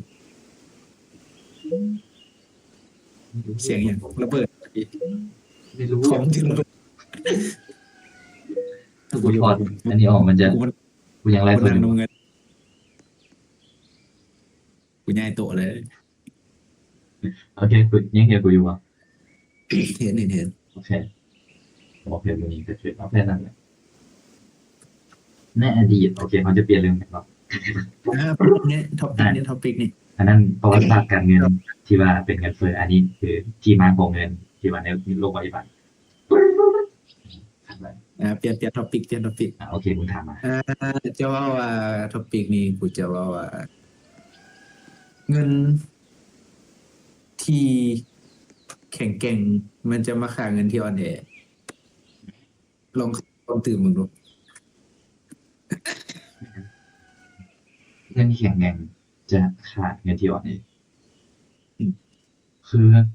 สังคมที่เลือกเงินมนุษย์ก็จะเลือกอ็อบเจกต์อะไรสักอย่างมาเป็นเงินเป็นตัวแทนสื่อกลางในการแลกเปลี่ยนสิ่งของของไทยอาจจะเป็นเบี้ยหอยเป็นหอยหอยเบี้ยหอยหอยเบี้ยเป็นเบี้ยหอยเดียวหอยเบี้ยฮะในฝั่งยุโรปมันอาจจะเป็นซอสเป็นเกลือเป็นหัวเหลือว่าของมีค่าของหายาก ลูกสาวสิเนาะโอเคเอาสามมันก็อาจจะมี value ของมันโอเคเข้าใจของที่เอาไปแลกเปลี่ยนมูลค่าเป็นสื่อกลางในการแลกเปลี่ยนมูลค่าแต่ว่าเงินนี่มันก็จะบ่ได้ตายตัวก็คืออุปกรณ์สิ่งใดที่สามารถเป็นเงินได้ดีก็จะมันก็จะแข่งขันกันอยู่เรื่อยมีคนต้องการสูงๆมีความต้องการสูงนะอันไหนที่มันเป็นเงินได้ดีก็คือมันจะเป็นสิ่งที่มีความต้องการสูงที่สุดในสังคมเพราะว่ามันสามารถแลกเปลี่ยนเป็นทุกสินค้าในระบบในสังคมได้เพราะฉะนั้นมันก็จะมีความต้องการสูงหลายสิ่งที่เป็นเงินได้ดีก็คือจะต้องเป็นสิ่งที่ต้องให้มีความยากที่จะผลิตมากหลายปานใดมันก็ยังคงที่จะคงความยากในการผลิตหรือว่า stock to flow มันสูง stock to flow มันสูงเดี๋ยวเขามาขยายความเขาว่าเงินที่ดี ต้องมีความต้องการสูงเป็นอย่างมันคือมีความต้องการสูง ก็คือสมมติอ่ามึงมีข้าวจีแล้วกูมีแอปเปิลกูอาจจะมีไก่แล้วมึงมีข้าวจีแต่กูอยากได้และตอนนี้กูอยากกินข้าวจีแล้วกูสิเอาไก่ไปแลกข้าวจีมึงอยากได้ไก่กูว่าถ้ามึงบ่อยากได้ไก่กูดิแต่กูอยากกินข้าวจีเฮ็ดจังได๋บัดนี้ แต่เขาก็ต้องมีตัวกลางแม่นบ่ตัวกลางที่ต้องที่ทั้งแบบต้องการไก่แล้วก็ต้องการข้าวจีบ่หรือว่าอหยังบ่กูอาจจะแบบเอาไก่ไปให้ตัวกลางเท่านั้น แล้วสมมติมึงอยากได้เนี่ยมึงอยากได้ป่าตัวกลางคนนั้นมีป่าแล้วเพื่อนตัวกลางคนนั้นก็อยากได้ไก่แต่กูไม่ได้อยากได้ป่ากูอยากได้ข้าวจีแต่มึงอยากได้ป่าไม่หรอกูก็เอาไก่กูไปแลกป่าแล้วกูก็เอาป่าไปแลกข้าวจีนะมึงมันเริ่มเกิดการแลกเปลี่ยนละแต่ว่าในสังคมที่มีการแลกเปลี่ยนแบบนี้มันยากกว่านี้เขาเอิ้นว่าอย่างการแลกเปลี่ยนนี้บาร์เทอร์ว่ะแม่นบอกถ้ากูจือกูผิดบาร์เทอร์เทรดแม่นบอกมันยากแม่นบอกมันแบบคิดคำนวณ จำนวนเงินในการแลกเปลี่ยนอีหยังสักอย่างแอปเปิล1 ลูกอาจจะแลกแอปเปิลป่า1 ตัวอาจจะต้องใช้แอปเปิล10 ลูกและแอปเปิล10 ลูกอาจจะแลกข้าวจีได้5 ก้อนสินะแล้วถ้ากูอยากได้อันอื่นเนี่ยถ้ากูอยากได้เงินนี่กูต้องเอาอย่างไปแลกข้าวจีแบบ1,000,000,000 ก้อนเชียวมึงสิกินเบิดซะบ่แล้วก่อนที่จะไปฮอดปัญหามึงสิกินเบิดกูสิเอาข้าวจี1,000,000 ก้อนมาแต่ไสมันสิบูดเน่าก่อนนะฝนตกใส่ละลายไปก่อนนะ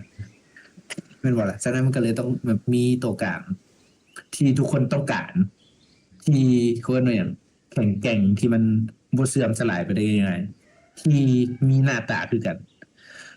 เงินที่ดีต้องมีคุณลักษณะอีหยังไงวะบ่เสื่อมสลาย duration fungibility ก็คือความคือกันอย่าง portable พกพาได้ ขนส่งง่าย แล้วก็อีหยังอยู่วะการแบ่งเป็นหน่วยย่อยได้นะๆนั่นแหละ ที่จะแบ่งเป็นหน่วยใหญ่แล้วก็รวมมาเป็นหน่วย แม่นหน่วยๆๆได้โดยเฉพาะศูนย์ๆสิบนี่คือความสามารถของเงินที่แข็งแกร่งหรือว่า sound money และอีหยังก็ตามที่สามารถเฮ็ดหน้าที่พวกนี้ได้ทั้งหมดนะสิ่งนั้นแหละสังคมจะต้องการหลายมันก็จะกลายเป็นสินค้าที่มีความต้องการสูงเป็นสินค้าที่มีความต้องการสูง มันก็จะกลายเป็นเงินอืมอานั่นคือสิ่งนั่นแหที่ละสังคมต้องการสูงที่สุดที่ที่จะบอกออกไปยอดเยี่ยมๆฮอดใส่แล้วลืมไอ้เหี้ยนั่นแหละโอเคในสังคมที่ว่าเงินมันมีหลายอย่างมันอาจจะมีเกลือมีงัวมีลูกสาวมีหอยเบี้ยอานะอามันก็จะแข่งขันกันเองว่าอันใดที่มันจะเป็นเงินที่ดีกว่ากันอันใดที่ว่ามันจะสามารถทนต่อการผลิตได้หลายกว่ากันอันใดที่ว่ามันจะสามารถทนต่อฟิสิคอลบ่เสื่อมสลายได้ง่ายแล้วก็มีหน้าตาคล้ายๆกันเบิ่งแป๊บเดียวก็รู้แล้วก็สามารถที่จะขนส่งได้ง่ายด้วยน้ำหนักที่เบามันจะเป็นเงินที่ดี เพราะฉะนั้นทุกสังคมเลยตกมาอยู่ที่ทองคำขนส่งง่ายๆตอนนั้นมันขนส่งขนเคลื่อนด้วยรถม้าเนาะมันก็ขนส่งรถม้าไปนำเอาทองไปนำบนรถม้ามันก็น่าจะขนส่งได้ง่ายได้มีหน้าง่ายระตาคลดับหนึ่งแหละ้ายๆกันอันนี้หน้าตาคแม่นล้ายๆกันอุปกรณ์สีเหลืองคือกัน อุปเป๊ะกรณ์สีเหลืองด้วยกันเอ๊ะน้ำหนักอยากเฮ็ดให้มันน้ำหนักส่ำใดก็ได้แบ่งก็ออกมาก็ได้ก็ตัดเอาน้ำหนักส่วนใดอยากได้ส่วนใดก็ตัดเอามันแบ่งเป็นหน่วยย่อยได้ง่ายทุกสังคมรู้จักกันดีทุกสังคมในโลกรู้จักทองคำเป็นสิ่งที่หาได้ง่ายแล้วอือฮึแม่นนะ มันเงินที่ดีต้องไปเรียนรู้จักนำอันนี้กูลืมอันนี้แหละต่ที่อมาจากมันนั่นจะเป็นเงินที่ดีทุกสังคมมันก็เลยมาจบกันอยู่ที่ทองคำ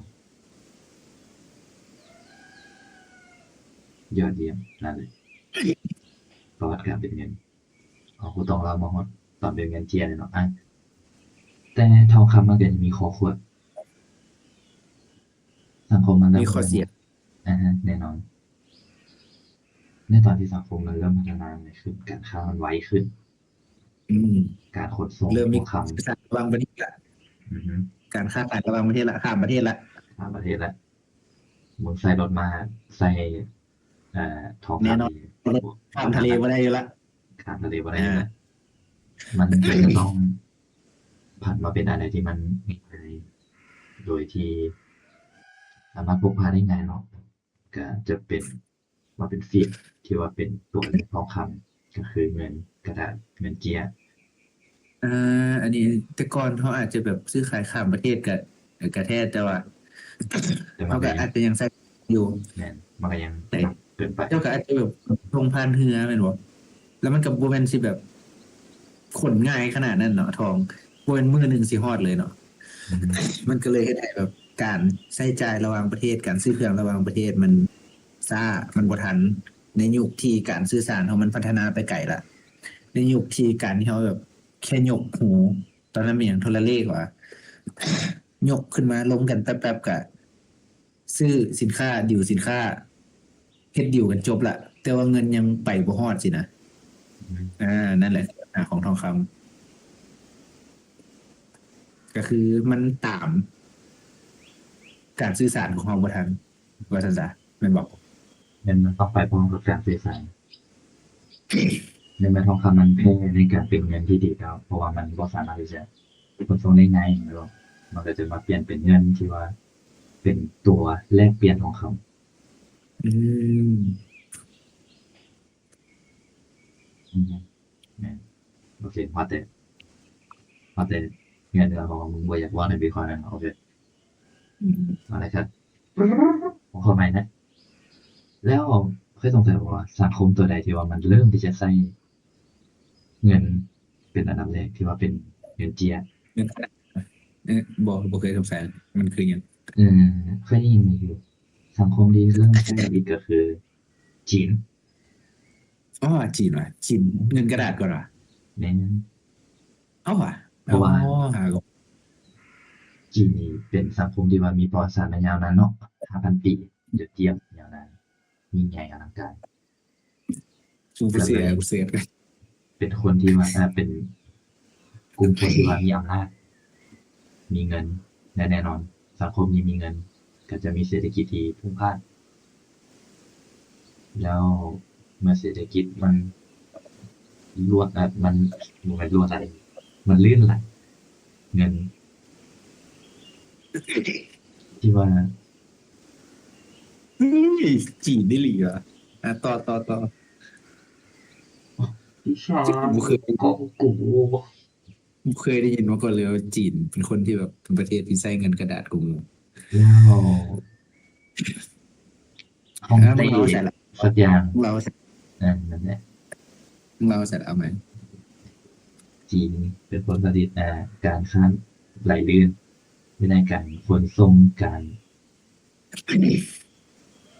แลกเปลี่ยนผ่านทองคำนั่นแหละสักซ่า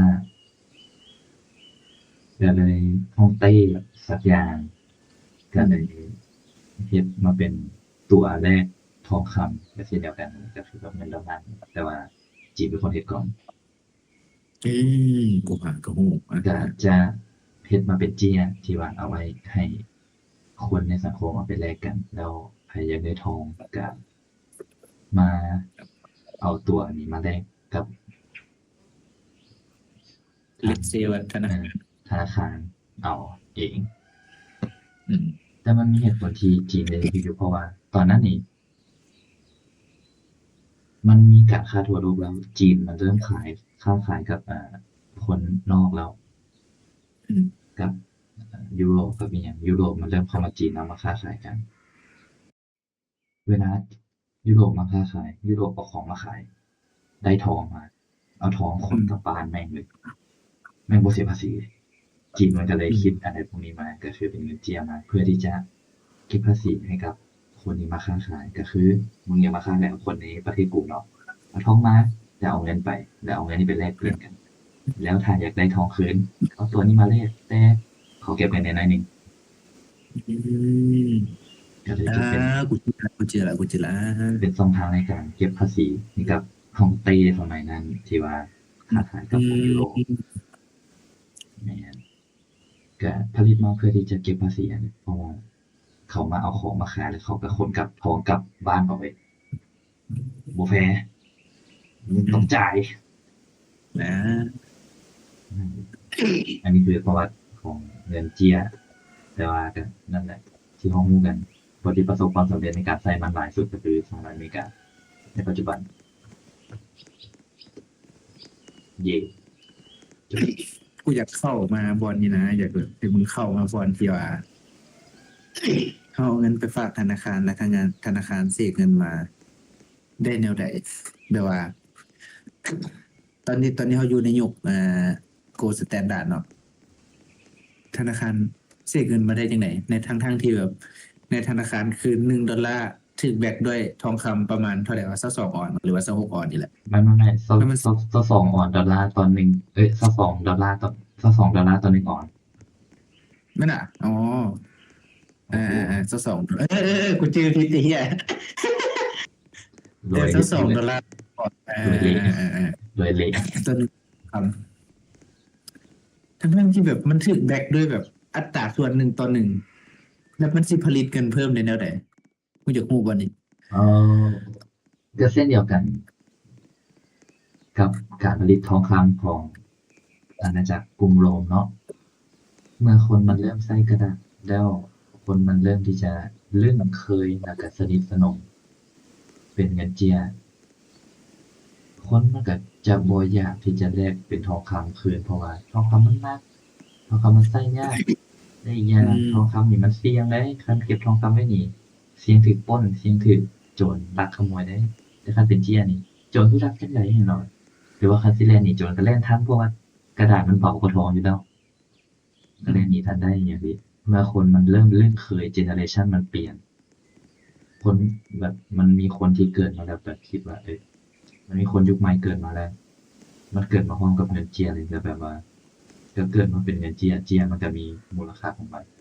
แต่บ่ได้รู้ว่ามันมีมูลค่าได้เพราะว่ามีทองคำแบกหลัง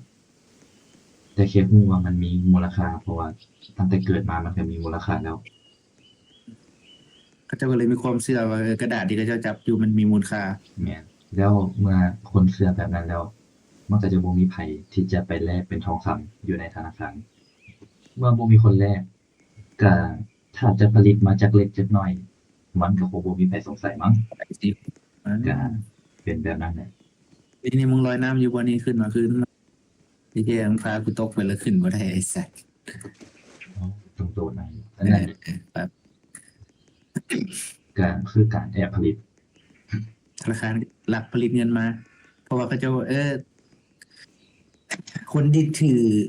ตัวแลกทองคำนี่เท่าไหร่ก็บ่เอามาคืนดอกบ่เอามาแลกทองคืนดอกแม่นอ๋อแล้วมันมีรีเสิร์ชนำเพราะว่าส่วนอ่าส่วนหลาย80%ที่คนเอาทองคำมาฝากแล้วเอาเงินไปใช้จ่ายนี่ส่วนหลาย80%ก็บ่ได้กลับมาแลกคืนกับปากไว้จักอืเทื่อมมันก็เลยเฮ็ดให้ธนาคารสามารถที่จะลักแอบพิมพ์เพิ่มเล็กๆน้อยๆได้ก็บ่น้อยอันเนี่ยมันก็พิมพ์เท่าที่มันที่พอใจ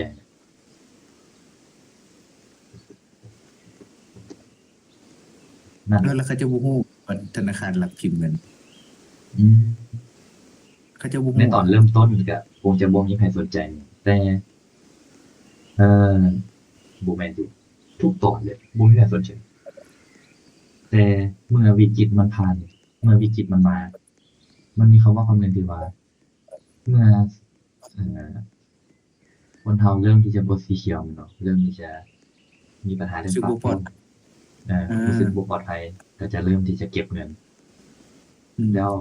เงินที่เป็นเงินอีหลีสำหรับคนพวกนั้นในตอนนั้นก็คือทองคำบ่แม่นเงินเจียเงินเจียมันก็เป็นแค่ตัว เพราะฉะนั้นเมื่อทุกคนรู้สึกเริ่มบ่สีเขียวมีสงครามหรือว่ามีหยังก็ตามแต่ทุกคนก็จะพยายามที่จะเอาเงินของตัวเองเอาเงินใบแรกเป็นทองคำของตัวเองไปแลกกับธนาคารอืมมันเกิดเหตุการณ์แบบนั้นธนาคารก็อาจจะบ่มีเงินให้กับทุกคนก็บ่มีทองคำพอเพราะว่าทุกคนก็ก็มาฮู้มื้อนั้นเลยมื้อที่ว่าว่าธนาคารธนาคารพิมพ์ตัวรัฐพิมพ์เพิ่มมันก็จะเกิดสิ่งที่เรียกว่า Bank Run อืมแบงก์รันก็คือธนาคารบ่มีเงินมาคืนให้กับประชาชนเพราะว่าธนาคารรัฐพิมพ์เงินเองอืมมื้อที่เราจะรับมือก็คือมื้อที่มันเกิดวิกฤตไปเรียบร้อยแล้วแล้วก็เราเฮ็ดหยังบ่ได้ทองคำในนั้นเราก็สูญเสียไปเลยตลอดกาลอืมและธนาคารเดี๋ยวนี้เขาจะใช้ระบบอหย่างก่อน fractional reserve fractional reserve banking มันคืออย่าง fractional มันคืออย่าง reserve banking ก็แบบเดียวกับเอ่อ ธนาคารแบบเดียวกับประเทศสหรัฐอเมริกาเฮ็ดท็อปเฟเดอรัลก็คือ อืมมันจะมีกฎหมายอยู่ก็คือว่าอาจจะเก็บทองคำไว้ในทรัพย์สิน 8%อืมและเก็บที่เหลือก็ไว้เป็นสินเก็บอ่าเก็บไว้เป็นในซองสินทรัพย์แล้วก็สับเก็บเขาเอิ้เป็นนอย่างอื่นนะ เขาเอิ้นว่าแอสเซทว่ะเก็บไว้ในแอสเซทช่องของแอสเซทอืแล้วก็อ่าจะมีของอย่างอื่นนั้นพวกแบบเงินต่างของประเทศอื่นๆมีเงินของสหรัฐนั้นอืมมีเงินของญี่ปุ่นมีจีนอะไรแบบเขาก็บริเก็บเป็นตรงเงินแล้วเขาก็เก็บเป็นปอนด์พันธอืบัตรรัฐมบาลพันธบัตรจีนพันธบัตรญี่ปุ่นเนี่ยพวกนี้แล้วก็จะมีพวกทองคำแล้วก็บอนด์ของประเทศตัวเองจะเก็บเป็น fractional reserve ก็คือแบบ สิ่งที่มีมูลค่าเทียบเท่ากับทรัพย์สินของตัวเองก็จะเก็บเป็นแบบนั้นก็จะเฮ็ดให้ธนาคารทุกธนาคารหรือว่าธนาคารกลางของทุกประเทศสามารถพิมพ์เงินของเป็นของตัวเองได้แต่ว่ามันก็มีจำกัดเพราะว่ามันบ่แม่นทุกคนมันบ่แม่นทุกสกุลเงินที่จะมีความต้องการคือกับแบบสหรัฐที่จะพิมพ์ได้แบบบ่อั้นแม่นบ่ทุกประเทศมันก็เลยมีลิมิตของตัวเองแต่ว่าก็พิมพ์เรื่อยๆเนี่ยมันเป็นระบบ fractional reserve ก็คือเปลี่ยนได้ flexible ดินได้แล้วก็อันตรายเนาะ แล้วก็ได้แล้วก็ได้ยินมาอีกอย่างหนึ่งอ่าเขาเอิ้นว่าอ่ากูจะเอิ้นทฤษฎีซะอาจจะบ่ฮู้กูบ่ฮู้ว่ามันแท้บ่แท้กูบ่ฮู้แบบว่า ธนาคารมันเป็นอหย่างที่เป็นเสือนอนกินแทบจะบ่ต้องเฮ็ดหยังก็ได้เงินมาละก็แค่เปิดธนาคารสมโมมุติเมนต์ทฤษฎีไม่ทันโมเมนต์ทฤษเอฎีอเซลเป็นทฤษฎีโอเคโอเคกูก็บ่เป็นกูเป็นเจ้าของธนาคารสมมุติมีธนาคารบ่หนึ่งแล้วกูกับมึงเอาเงินไปฝากคนละแสนแล้วในบัญชีกูก็จะมีแสนหนึ่งมึงก็มีแสนหนึ่งเนาะใน banking account ของเราเนาะมีคนละแสนแม่นบ่แล้วเงินในธนาคารมาทางนี้ดีกว่า เงินที่อยู่ในธนาคารมันก็จะมี200,000แม่นบ่มันจะมีเงินสด200,000กับเงินที่อยู่ในแบงก์แอคเคาท์ของเรา200,000เป็นเท่าไหร่บัดนี้400,000ตอนนี้มี400,000เงินในระบบมี400,000จากเงิน200,000ของกูกับมึง2คนนะแล้วสมมุติมีอีกคนหนึ่งเข้ามาไผก็ฮู้บุคคลนิรนามอยากได้เงินบอกมาหาธนาคารอยากได้เงินยืมเงินแหน่กู้เงินแหน่100,000ธนาคารปัจจุบันอาจจะเป็นปัจจุบันตอนไหนก็บ่ฮู้ อ่าเลทเซว่าเขาเจ้าสามารถจะเอาเงินของเขา50%ไปลงทุนอันอื่นได้ แต่ต้องเก็บอีก50%ไว้ในคลังเขาเจ้าเพื่อเวลาเขาไปถอนออก แต่เขาก็บ่ได้จะถอนออกเบิดแสนหรอกแล้วบักบุคคลเฮียนี่เด็กได้100,000แม่นบ่แล้วธนาคารก็บอกมึงเปิดบัญชีให้กูจะเอาเงินให้100,000ธนาคารก็จะเก็บดอกเบี้ย5% 10%ก็ว่าไป แล้วเงินที่เอามาจะใส่เอามาจากของกูกับของมึงคนละ50%เอาให้มันบูมจากเงินที่อยู่ในระบบถ้านับเป็นเงินกูกับของมึงก็200,000บ่นับของธนาคารกูกับมึง200,000บักที่3ได้เงิน100,000จากใส่อากาศถ้านับรวมเงินที่อยู่ในระบบของธนาคารก็เป็นเท่าไหร่ของกู2ของเฮา2ของธนาคารอีก2ของบักอันนั้นอีก100,000เป็น500,000จากเงินต้น200,000กว่าจะอธิบายผิดๆถึกๆกับแก้กูได้แล้วบักกะนี้เอาเงินจากที่เศษขึ้นจากอากาศไปหมุนไปเฮ็ดหยังกะยาของมัน แล้วเอามาใส่ธนาคารเต็ม100%แล้วก็มีดอกเบี้ยอีกแล้วธนาคารก็จะเฮ็ดจั่งใดมีแต่ได้กับได้แม่นบ่ถูกต้องแล้วก็ที่กูคิดว่ามันเป็นตาย้านเนาะที่แบบเสกเงินลงมาได้แบบง่ายๆไปเลย แค่กูกับมึงเอาเงินไปฝาก200,000แล้วก็มีเงิน แล้วก็มีคนมาอยากได้เงิน100,000ธนาคารเอาให้แบ่งเงินกูกับเงินมึงออกไป คนละครึ่งให้มัน100,000แต่พวกเขายังใช้เงิน100,000ของเขาได้เต็มที่ หมอนั่นจะใช้เงิน100,000ได้เต็มที่เลย ดูที่บริเวณเงินมัน อืมบริเวณเงินธนาคาร อืมซึ่งมันเป็นเงินเฮาแล้วเฮาก็ยังเสือกใช้เงินได้100,000คือเก่าถ้าเฮาใช้เงินเบิดเดะและสิ่งที่อยู่ในธนาคารคือหยัง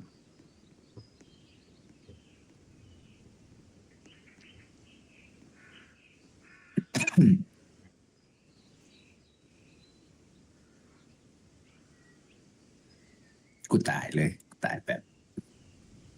ตายเลยนั่นคือธุรกิจที่ยอดเยี่ยมเห็นภาพบ่เห็นภาพบ่หรือกูเว้าบ่เข้าใจวะเข้าใจเคยฟังมาอยู่กูก็เคยฟังมาแล้วกูก็อยากเล่าอะ อืมเอออือฮึเนี่ย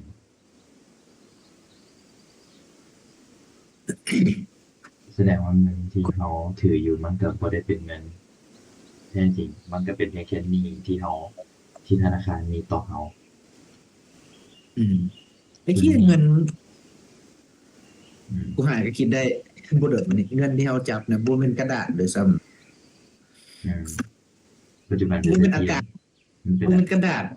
แล้วมันเป็นแค่ตัวเลขที่เสกขึ้นมาเงินในบัญชีเป็นแค่ตัวเลขที่เสกขึ้นมาเนี่ยเมื่อได้เงินเสกเอาเหี้ยอาจจะเป็นบ่แม่นเฮาเสกบ่ได้เขาเสกบ่ได้ครัเขาบผิดกฎหมาย ผิดกฎหมายเออ จะมีคนที่เสกได้แบบถูกกฎหมายมันมีจะไผบ่ฮู้ว่าไปแล้วไอ้เหี้ย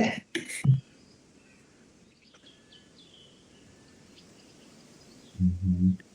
เพราะฉะนั้นคำว่าเงินคือหนี้มันความจริงเพราะว่าเราบ่ได้ใช้เงินที่เป็นเงินอีหลีเราก็แค่ใช้เงินที่มันเป็นหนี้เราใช้สิ่งที่มันเป็นหนี้ที่ธนาคารเป็นหนี้ต่อเราใช้คำมั่นสัญญาที่ว่าธนาคารเป็นหนี้ต่อเราซึ่งคำมั่นสัญญามันปัดเป่าไปได้มันพิมพ์เพิ่มจังได๋ก็ได้เงินคือหนี้ถือเงินคืองูแต่ก็บ่ได้บอกว่าให้พวกมึงแบบไอ้เหี้ยอย่าถือเงินสดเอาเงินสดไปถิ่มบ่แม่นเด้แต่แต่มันก็ความเป็นจริงที่ว่าโลกปัจจุบันเขาจะไม่ต้องใช้เงินที่มันเป็นหนี้นี้ เขาต้องซื้อของเขาต้องแม่นเป็นอย่างก็ใช้เงินนี่แม่นกีบจำเป็นต้องได้มันอยู่เขาสิจ่ายค่าหอเขาก็ต้องใช้เงินกีบเขาสิเติมเน็ตเขาก็ต้องใช้เงินกีบเนี่ยการมีเท่าที่จำเป็นถ้าเงินที่เรามีมันเหลือแล้วบ่ได้คิดว่าเราจำเป็นที่จะต้องใช้มันในวัยนี้ก็เปลี่ยนมันไปเป็นสิ่งที่บ่ได้ถูกพิมพ์เพิ่มขึ้นมาง่ายๆหรือว่าเป็น asset ที่ว่าเป็น money สิ่งที่สามารถผลิตเพิ่มได้ยากมี stock to flow ที่สูง สุดทนต่อการพิมพ์เพิ่มในความต้องการของอืมตลาดได้สูง มีหน้าตาคล้ายๆกันเมื่อใช้อางานบ่ง่ายบ่บ่เรื่องการพิมพ์เพิ่มก็อยากเล่าเรื่องตัวลูกปัดนะของแอฟริกานะเงินของแอฟริกาแต่ก่อนนะๆอะไรนะกูจิตตายแล้วผมไปเข้าห้องน้ำมา2 นาที1 นาทียีตายแล้วกูนอนท่าอยู่นี่นะเดี๋ยวผมเลื่อนตอกๆกัน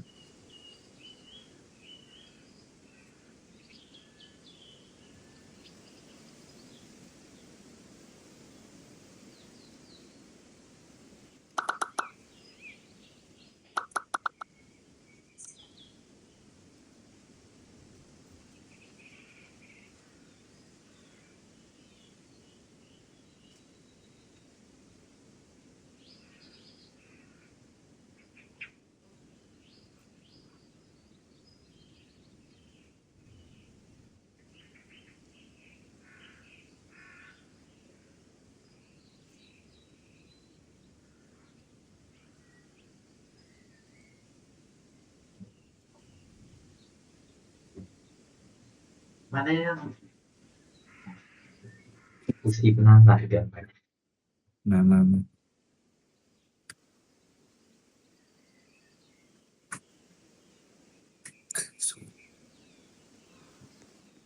ึงจะว่ายังไงต่อ เดี๋ยวให้เราเรื่อง ลูกปัดของเซาอันนั้นนะของคนแอฟริกาแต่ก่อนนะลูกปัดที่เขาจะใช้เป็นเงินนะ อ่ามันเป็นเงินที่ผลิตยากสำหรับเข้าเจ้า แต่สำหรับคนนอก มันผลิตได้ง่ายนะเงินที่ผลิตได้ง่าย ถ้าเราใช้เงินที่ผลิตได้ง่าย แต่คนอื่นสามารถผลิตเงินที่เราใช้ได้แบบง่ายๆเลย โดยที่ไม่ต้องมีต้นทุนอหย่างสูงอะไรมันจะเป็นยังไงอืมให้เราตัวนี้ อืมโอเคในแอฟริกาเนาะมีช่วงหนึ่งที่ว่าเคยใช้เป็นลูกปัดแก้ว แต่ก่อนโอ้เออ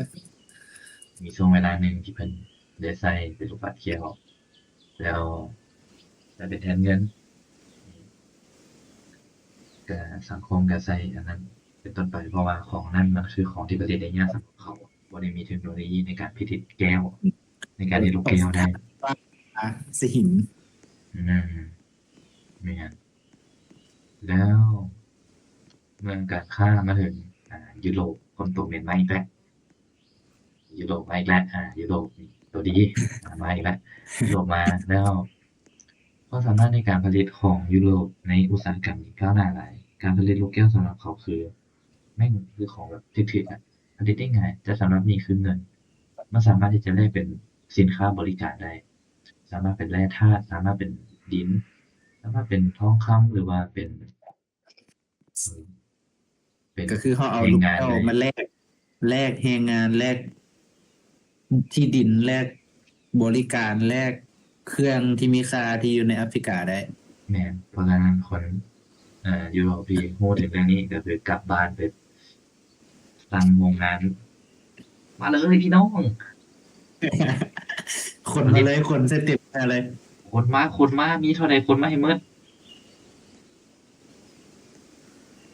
ก็เลยมาคนยุโรปก็เลยมากว้านซื้อสินค้าบริการแล้วก็ทุกสิ่งทุกอย่างรับจ้างคนแอฟริกาเฮ็ดนั่นเฮ็ดนี่ด้วยเงินที่เขาแทบจะต้นทุนเป็นศูนย์ในการผลิตเฮ็ดให้แอฟริกาก็สูญเสียที่ดินทรัพย์สินทรัพยากรแรงงานให้กับคนยุโรปไปเป็นจำนวนหลงหลายเฮ็ดให้เกิดปัจจุบันเนี่ยแอฟริกาก็เป็นประเทศที่น่าสงสารเป็นประเทศที่น่าสงสาร เสียทั้งที่ดินเสียทั้งที่ดินเป็นเสียสิบทั้งอิสรภาพเสียทั้งทรัพยากรเสียทุกอย่างเอง แล้วตัวเองขายอืมเต้าไปเป็นทาสเพื่อที่จะมาใส่หนี่เนี่ยมันเป็นเรื่องที่น่าเศร้าใจแต่มันก็เป็นเรื่องปกติที่เกิดขึ้นในสังคมที่มีการแข่งขันเรื่องเงินลองสังเกตเบิ่งคนที่เลือกเงินผิดพลาดหรือว่าเลือกเงินที่เป็นทรัพย์สินที่ถูกผลิตได้ง่ายจะถูกชิปถูกกลายเป็นคนที่ตกต่ำแล้วก็จะสูญเสียมูลค่าไปอย่างหลากหลายแล้วก็ถูก ก็คือถูกลบไปในประวัติศาสตร์คนที่ถือเงินที่ด้อยค่าง่ายกว่าผลิตได้ง่ายกว่าก็จะตายไปในสังคมแล้วคนที่ถือเงินที่มันแข็งแกร่งกว่าแล้วมีอำนาจในการชิปอัปคนร้ายกว่าก็จะอยู่ในสังคมต่อไปแล้วก็เป็นคนเขียนหน้าประวัติศาสตร์เพราะก็จะร่ำรวยขึ้นคนที่เลือกเงินถูกก็จะร่ำรวยขึ้น ส่วนคนที่เลือกเงินผิดหรือว่าถือเงินที่มันสามารถเสื่อมมูลค่าได้ง่ายก็จะอ่อนแอแล้วก็ตายไป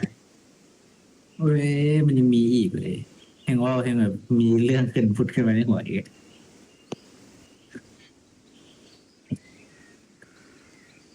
จะว่าไปสงครามมันก็เกิดขึ้นย้อนการพิมพ์เงินเนี่ยเนาะ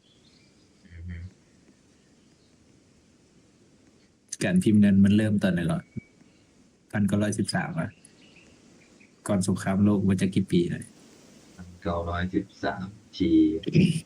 นั่นนะแม่นที่ Federal อ่า Reserve ถูกตั้งขึ้นนะเนาะ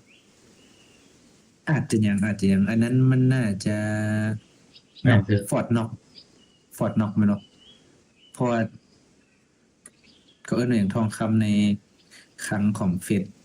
เริ่มเบิดละบวนเริ่มเบิดแบบว่ามัน การผลิตเงินกับทองคำมันเริ่มตันๆละ อ่า เงิน ตอน ที่ นั้นจะ เริ่มเท่าทองคำที่มีในคลังละ รัฐบาลที่จังไหนวันนี้กูอยากพิมพ์เงินนะกูอยากพิมพ์เงินนะแต่ทองคำกูแบกบ่อยอ่ะยึดจากประชาชนแม่งสั่งฟอร์ดน็อกออกกฎหมายเชื่อมึงเอาทองมา มีเท่าไหร่เอามาให้เบิดเดี๋ยวกูดูแลให้ ดูแลจังไหนเก็บไว้เลยฟอร์ดน็อกฟอร์ดน็อกคืออย่างฟอร์ดน็อกอยู่ไสฟอร์ดน็อกอยู่ใจกลางทะเลทราย ใจกลางค่ายทหาร เป็นบอนที่ประชาชนเข้าไปบ่ได้เลย ทั้งที่เป็นทองของพระเจ้า จัดหนักเลยแบบนี้ พิมพ์เลยทองคำเพิ่มขึ้นเลยดิเพดานก็สูงขึ้นเลยดิพิมพ์ต่อได้เลยอ่าแล้วสงครามโลกเริ่มขึ้นได้ยังไง1914กูบ่เคยเก่งประวัติศาสตร์เลยจนไม่ได้ยินในนี้กูจื้อเลยทองวันทุยเนี่ยก่อนสงครามโลกครั้งที่หนึ่งมัน1914ถ้ากูจื้อบ่ผิดมันเป็นสงครามระหว่างอย่างสักอย่างประเทศอย่างสักอย่างน้อยๆดอก แต่ว่ามันจะมีคนไปยุ่ง อย่างสักอย่างสงครามโลกครั้งที่หนึ่งหรือว่าน่าจะครั้งที่หนึ่งมันเกิดอยู่ไสเกาะจือบอกกูจือแต่ว่าอเมริกากับก่อนที่เกิดสงครามโลกครั้งที่หนึ่งมันอยู่คนละทวีปกันเลย แต่ว่าอเมริกาไปช่วยอเมริกาอยากพิมพ์เงินเพิ่ม มันก็เลยเอิ้นสงครามโลกกันนั่นว่าทุยมันก็เลยเอิ้นสงครามมันนั้นสงครามโลก เพื่อที่จะให้ตัวเองเข้าไปอยู่ในสงครามนั้น เพื่อที่จะได้มีข้ออ้างในการพิมพ์เงิน มีสงครามแล้วพิมพ์เงินเพิ่มได้ยังไงอาจจะเขาเอิ้นอาจจะออกพันธบัตรที่เอิ้นว่าวอลบอนออกมา ขายให้เฟดบอกให้เฟดบอกให้เฟดซื้อไปบอกอหย่างแบบนั้นนะก็เลยแบบ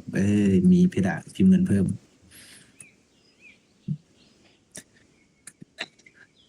แล้วก็หลังจบสงครามโลกครั้งที่หนึ่งบอกเบตตันวูดแม่นบอกหรือครั้งที่สองอ่ะ ไม่รู้เออบนแม่นเลยมันเรื่องเวลา กูบ่จื้อ โมเมนต์เลยโมเมนต์ กูบ่จื้อเลย ของเบตตันวูดปีใดบ่ฮู้ อือฮึ รัฐบาลเพื่อนรัฐบาลอเมริกาก็บอกว่ามันประชุมกันเนาะอเมริกามันก็บอกว่าเฮ้ยพวกมึงประเทศทั้งหลายเอาทองคำมาเก็บไว้กับกูบ่มึงเบิ่งแม่งทหารกูหลายได้เอามาเก็บไว้กับกูดีกว่าปลอดภัยไอ้เหี้ยปลอดภัยแล้วมึงเอาดอลลาร์ไปใช้ไอ้เหี้ยดอลลาร์ก็สมัยนี้$1แลกได้ทองคำเลยแบบฟิกเลยฟิกตายโตเลยเท่าไหร่ก่อนสัก2 ออนสัก$2ต่อ1 ออน ฟิกเลยถ้าอยากได้ทองคำต่อ แล้วทองคำในอเมริกาก็เพิ่มขึ้นอีกบัดนี้เพดานก็สูงขึ้นอีกพิมพ์เงินได้อีกบัดนี้ และทุกครั้งที่อเมริกาพิมพ์เงินบ่แม่นแต่ประเทศมันบ่แม่นแต่ประเทศบ่แม่นแต่อเมริกาที่จนลงทั้งโลกจนลง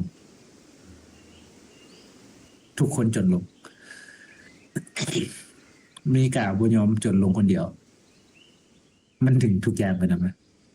แล้วมันมีประเทศหนึ่งที่ไหวตัวทัน น่าจะอังกฤษมั้งหรือว่าฝรั่งวะที่เอาแบบเทพีเสรีภาพไปให้ ฝรั่งเศสมั้ง น่าจะฝรั่ง ฝรั่งเศสที่เอาเรือไปจอท่าเรือของสหรัฐอเมริกาเนาะ แต่ว่ากูเอาเทพีเสรีภาพมาให้มึงกูจะแลกเงินคืนจะแลกทองกูคืนอ่ะมึงบ่ให้กูแลกกูยิงทิ่มเสียมึงเออกมา อเมริกาก็ต้องได้ให้ไป แล้วมันก็ฮู้ว่าแล้วอเมริกาก็ฮู้ว่าเชี่ยเขาเจ้าเริ่มฮู้เลยว่าเขาแบบหลักปินเงินเพิ่มเฮ็ดจังไดดี ถ้าเกิดเรื่องแบบนี้อีกเขาทับมือบ่ได้แล้วเด้ แล้วอเมริกาเฮ็ดจังไดบัดนี้ อเมริกาออกกฎหมายใหม่ เขาเอิ้นว่าหยังวะนิกสันแม่นบ่ตอนนั้นนิกสัน2ก็คือ ทองคำกับดอลลาร์บ่ผูกมัดกันละตัดขาดกัน โกสแตนดาร์ดกูบ่เอาละเป็นตาย้านไอ้เหี้ยไม่เอาละแล้วจังไดบัดนี้ราคาทองคำ100โตเพิ่มขึ้น สูงปี๊ด แล้วประเทศที่เคยเอาทองคำไปให้อเมริกาก็กลับมาแลกบ่ได้ เพราะมันบ่ได้ผูกกันเลย$1แลกทองคำบ่ได้ส่ำเก่าและราคาทองคำก็ เป็นการรักฟูครั้งยิ่งใหญ่ที่สุดในประวัติศาสตร์โลกหลักภู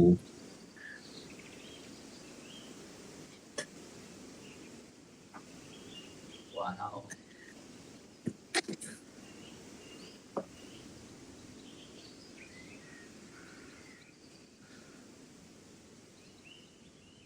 อิ่ม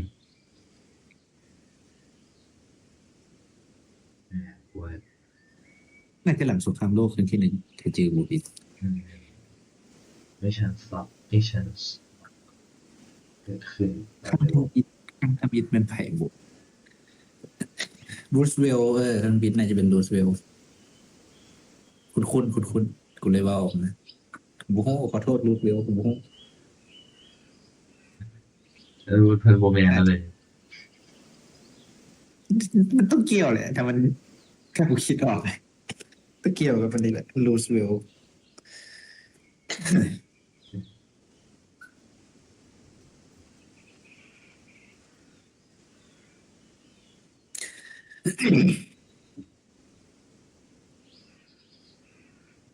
เดดแอร์แล้วเฮียคอเย็นละบูยังว่า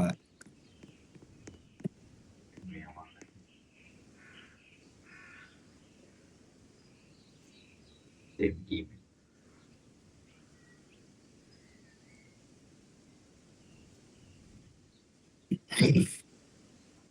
จะเข้าเรื่องได้ รู้ ทำ สึก ไม ว่ารู้สึกว่าเขายังเว้าได้บ่เกิดมันยังบ่เคลียร์เขายังเว้าให้มัน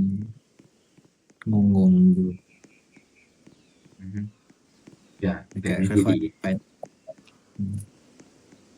เป็นเรื่องที่ดี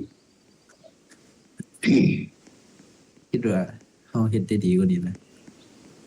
เขาเว้าได้ดีกว่านี้ ว่าคิดนั่นแหละ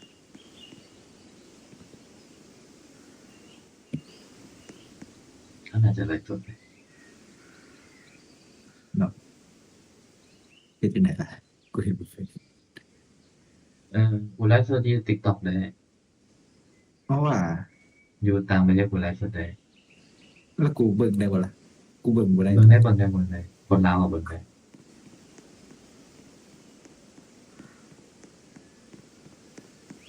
อืมแต่ก็โอเคเดี๋ยวไลฟ์สดมาตามมาน้ำหลังแน่นอนเดี๋ยวมีแผนหลายมีแนวเฮ็ดหลายมีแนวคิดหลายแต่ที่สำคัญที่กูอยากเฮ็ดตอนนี้ก็คือเฮ็ดเป็นหลักๆเข้าไปก่อนก็คือเก็บคลิปเก็บไว้ใน ช็อต YouTube แล้วก็เฮ็ดเป็นช็อตเพื่อที่จะดึงดูดคนหลายๆให้คนมันรู้จักเราหลายๆให้คนมันรู้จักหน้าเราหลายๆแล้วก็ดึงคนที่รู้จักเราในช็อตนั้นมาเบิ่งเราอยู่ในไลฟ์สดใน YouTube ก็คือกูขี้คร้านกูสิบ่ตัดช็อตแล้วกูสิมาเว้าให้พวกมึงแพร่มึงฟังเลย เดี๋ยวอาจารย์เลยกูขี้คร้านแล้วก็มาตอบสดๆเลยตอบคำถามมันสดๆเลยดูนั่นเอาดีกว่า คิดว่านะนี่ก็เต็ แต่ยังบ่เก่งเท่าเรา เฮ้ยเราอายู่หลายแล้ว เราต้องเป็นคนแรกที่ในกูจะการปึ้ม เราเป็นคนแรกที่ในกูอยากคือ Bitcoin Standard กับมีหยังวะกูอ่านน่าจะอ่านอันเดียวแล้วก็ mindset กูยังซื้อปื้มเรามาอ่านนะแต่กูเสียดายเงินเลย กูก็เสียดาย กูอยากออกบิตคอยน์กูอยากซื้อปื้มแต่กูอยากอ่านปื้มให้จังได๋ดีเฮ็ดจังได๋ดีแล้วก็เบิ่งคลิปที่เราไป ความสุขชั่วคราวบ่แม่นความสุขของคนเฮามันต่างกันกูฮู้แล้วความสุขกูแม่งกูจะเติมเกมไอ้เหี้ยกูจะเติมเกม อีเหี้ยมึงเฮ็ดหยังนะ บอกว่าก็บ่ได้เติมโง่จ้าขนาดนั้นก็แบบถ้ากินเองได้ก็เติมสินะคือตอนนี้ก็ Patrick the Star สปองบ็อบกูต้องจัดแล้วดูดิกูว่าไหวหน้ามันโง่กูอยากได้200,000ดูพี่200,000กูอยากได้ เออคันมึงแอปพอร์ตไปก็โอเค200,000ก็บ่แพง200,000ก็บ่แพง กูคิดว่ากูแบ่งเงินใช้ชีวิตกู ได้อยู่อะถึงเงินออมกูจะลดลงเลย โอเคดีขอแต่มันมีขอแต่มันมีออกหน่อยหลายแล้วจึงว่ากันแต่มันมีโอเคเยี่ยมได้แล้วเนี่ยได้แล้วมึงบาลานซ์ชีวิตดีมึงบาลานซ์ความสุขมึงดีแล้วมึงก็ยังมีเงินเก็บอีกมึงบาลานซ์ชีวิตมึงได้ดีมึงมีแฮปปี้มึงแฮปปี้มึงมีความสุขโอเคเยี่ยมดีแล้วนี่คือคิดหลายยังบ่มีความสุขเด้อยังอ้าว บาลานซ์บ่ได้เด้อเดี๋ยวกูยังกูยังบ่ได้เริ่มซ้ำเฮ้ยตอนนี้กูยังใช้เงินกระจายกระจายอยู่นี่อ๋อปีหน้าพอดีปีหน้าดีนะ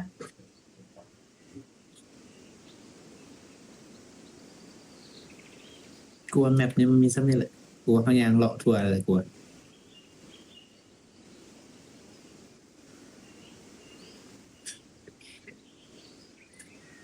ว่าน่าจะเรื่องแมพพลาดแล้วนะ นั่นแหละลมยาวเกินขนาดไปเล่นอันนั้นบ่ฟรีแลนซิ่งบ่ อีเลนนิ่งคืออย่าง เอ้ามันเป็นออบบี้อะไรอย่างเงี้ย อ๋อได้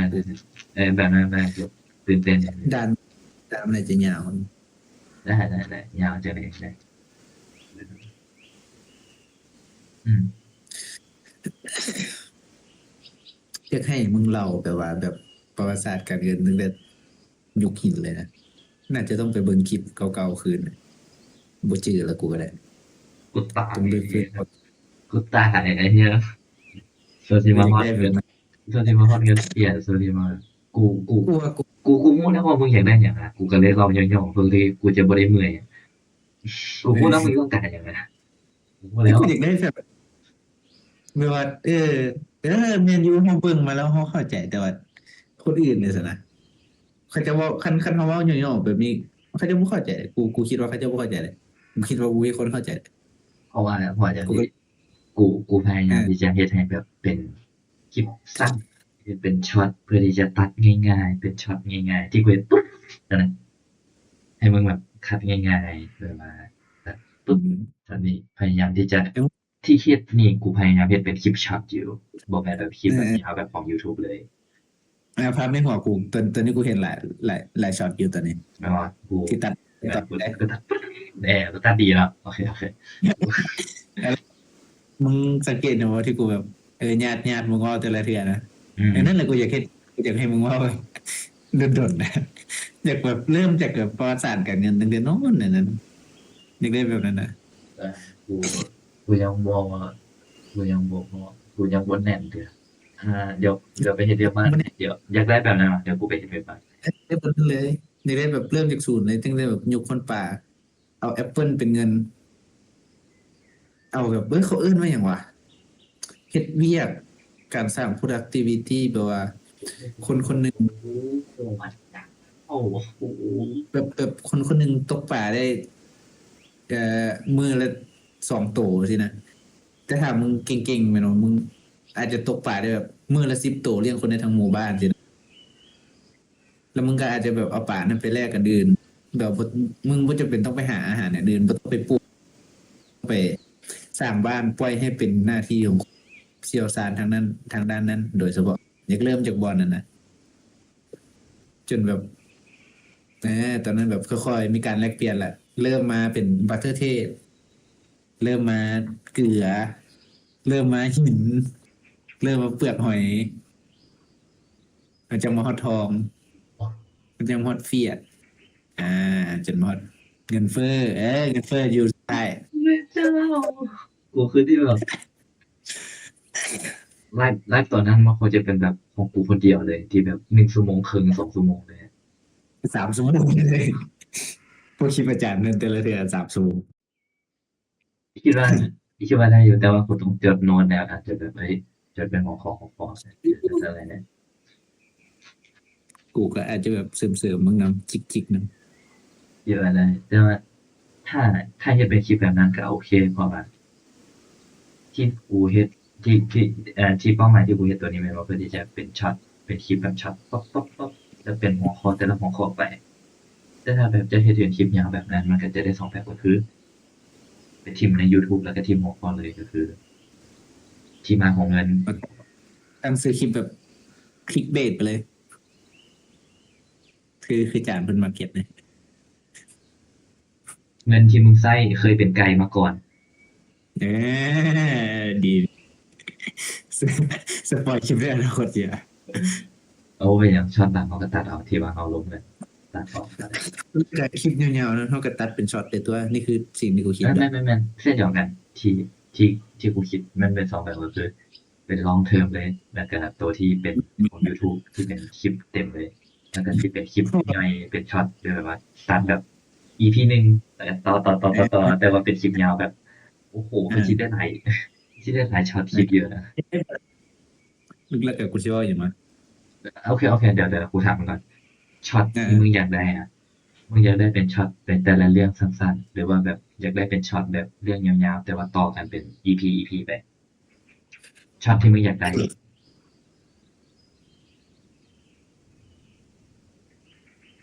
หรือว่าเฮ็ดแม่ง2อันเลยบ่สนกูแม่งหลายคุยได้สมแบบว่ากูอยากให้แบบเล่ามาเลย3 ชั่วโมงแล้วค่อยไปตัดเอาเป็นช็อตเป็นช็อตเอานะ แล้วในช่วง มันอาจจะมีแบบหัวข้อที่เป็นหัวข้อตัดหางย่อยที่มันเป็นช็อตน้อยๆก็มีนำแต่ว่าหัวข้อที่มันเป็นหลักที่เป็น EP ต่อๆกันมันก็สิมีนำแบบนั้นน่ะเนาะอืมผสมกันไปกันไปโอเคเข้าใจกูกับโมโหบ่เคยเห็น YouTube เพื่อน ได้หมดกูก็มาเอา ได้เบิ่งบท เนาะ ตัวสัมภาษณ์ของมีแบบว่า CK ในรายการวูดดี้นะของวูดดี้ อ๋อ นะของพี่ เบิ่ง วูดดี้ ใน Woody เบิ่งของ CK มี ได้ยินว่า จัดท็อป คุณดิ แล้ว ว ก็มีคุณดิว เนี่ยได้ยินว่าคุณท็อปจะบวช เอ้ยเนาะกูบอกแล้วคนแม่งคนฉลาดแม่งมักอยากไปบวชนี่ เนี่ย ยอมตัวเองพี่สมัยมันก็เป็นหนึ่งในเป้าหมายที่เรายังเฮ็ดบ่ได้เดะเราอยากเฮ็ด เนี่ย กูก็อยากเฮ็ดแต่ยังเฮ็ดบ่ได้กูยังบ่มีเงินให้ครอบครัวกูอยู่ อืม คือเป้าหมายที่กูจะบวชก็คือกูจะบวชเพื่อที่จะไปศึกษาธรรมแล้วก็ไปเรียนเรื่องผีสองไม้แบบของอาจารย์ท็อปอะแต่ว่าเขาจะไปเฮ็ดก่อนเขาจะไปเฮ็ดแบบนั้นน่ะในมันเฮ็ดบ่ได้ถ้าเขาไปแล้วเขายังต้องมีห่วงเรื่องเอ้ยพ่อแม่เขาสิกินหยังพ่อแม่เขายังมีอยู่บ่ครอบ มี ครัว คน มั ทาน งห เล ลัง ย นะ มันยังบ่มีความมั่นคงเทื่อก็เลยอยากที่จะสร้างทุกสิ่งทุกอย่างให้เพียบพร้อมอยากให้เฮ็ดครอบครัวนี้ให้มันดีก่อนแล้วก็จากนั้นน่ะจึงปลีกตัวไปเฮ็ดอันนั้นมันจึงแบบสามารถที่จะเต็มที่กับสิ่งนั้นได้คันเราบวชอยู่คันเราท่องสวดมนต์อยู่แล้วเรายังคิดถึงว่าแบบหมาเราสิกินข้าวกับหยังแม่เราสิกินข้าวกับหยังมันก็ยังบ่ได้แล้วน้องเราสิเรียนต่อหยังเฮ็ดเวียกได้แล้วบ่สิสอบเวียกได้แล้วบ่มีเงินอยู่แล้วบ่มีเงินนี่มีคนทำความสะอาดหยังมันเป็นไปบ่ได้มันก็ตามตามหยังวะตามตามบ่เข้าใจตามบารมีจั่งซี้ตามบุญบารมีเมื่อเวลามันฮอดเมื่อยามมันมาถึงก็จึงเอาแต่ถ้ามันยังบ่ฮอดมันยังเป็นหน้าที่กูอยู่ที่ต้องมาเล่นอันนี้เล่น Roblox กับมึงนี่ก็โอเคเราก็เล่นไปบ่ฟังบ่เร่งรีบกันเรื่อยๆ แล้วก็มีอีกอันหนึงธรรมะไอ้เหี้ยเขาจะเว้าเกี่ยวกับวันนี้นะ กูรู้สึกว่ากูรู้สึกว่าถ้ามันเป็นของกูมันเป็นของมึงเลย กูรู้สึกว่าซ่องนี้มันคือของกูมันของมึงเลยมันทุกอย่างมันคือเบี้ยของกูหมดเลย เอาไปเลย โอเค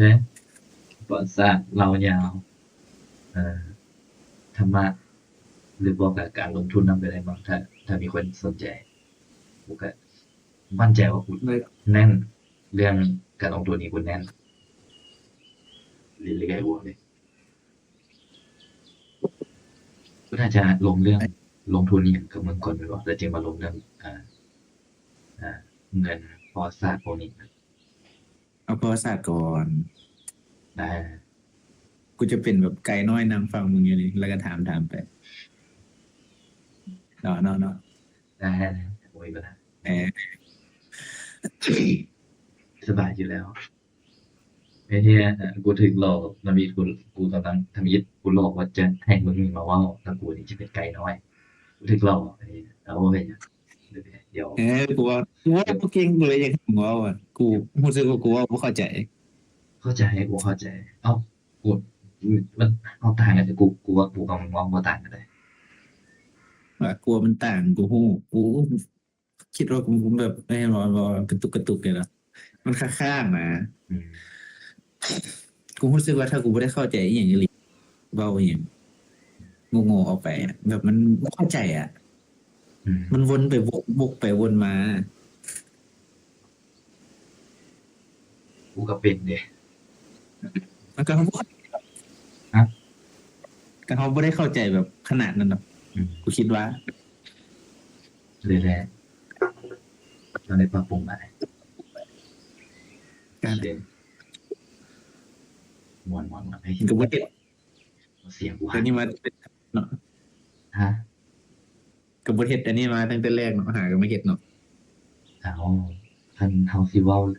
เฮาสิให้ข้อมูลคนอื่นเฮาก็ต้องมีข้อมูลก่อนนั่นแหละกันแหละก็ตามก็ตามช่วงเวลานั้นแหละ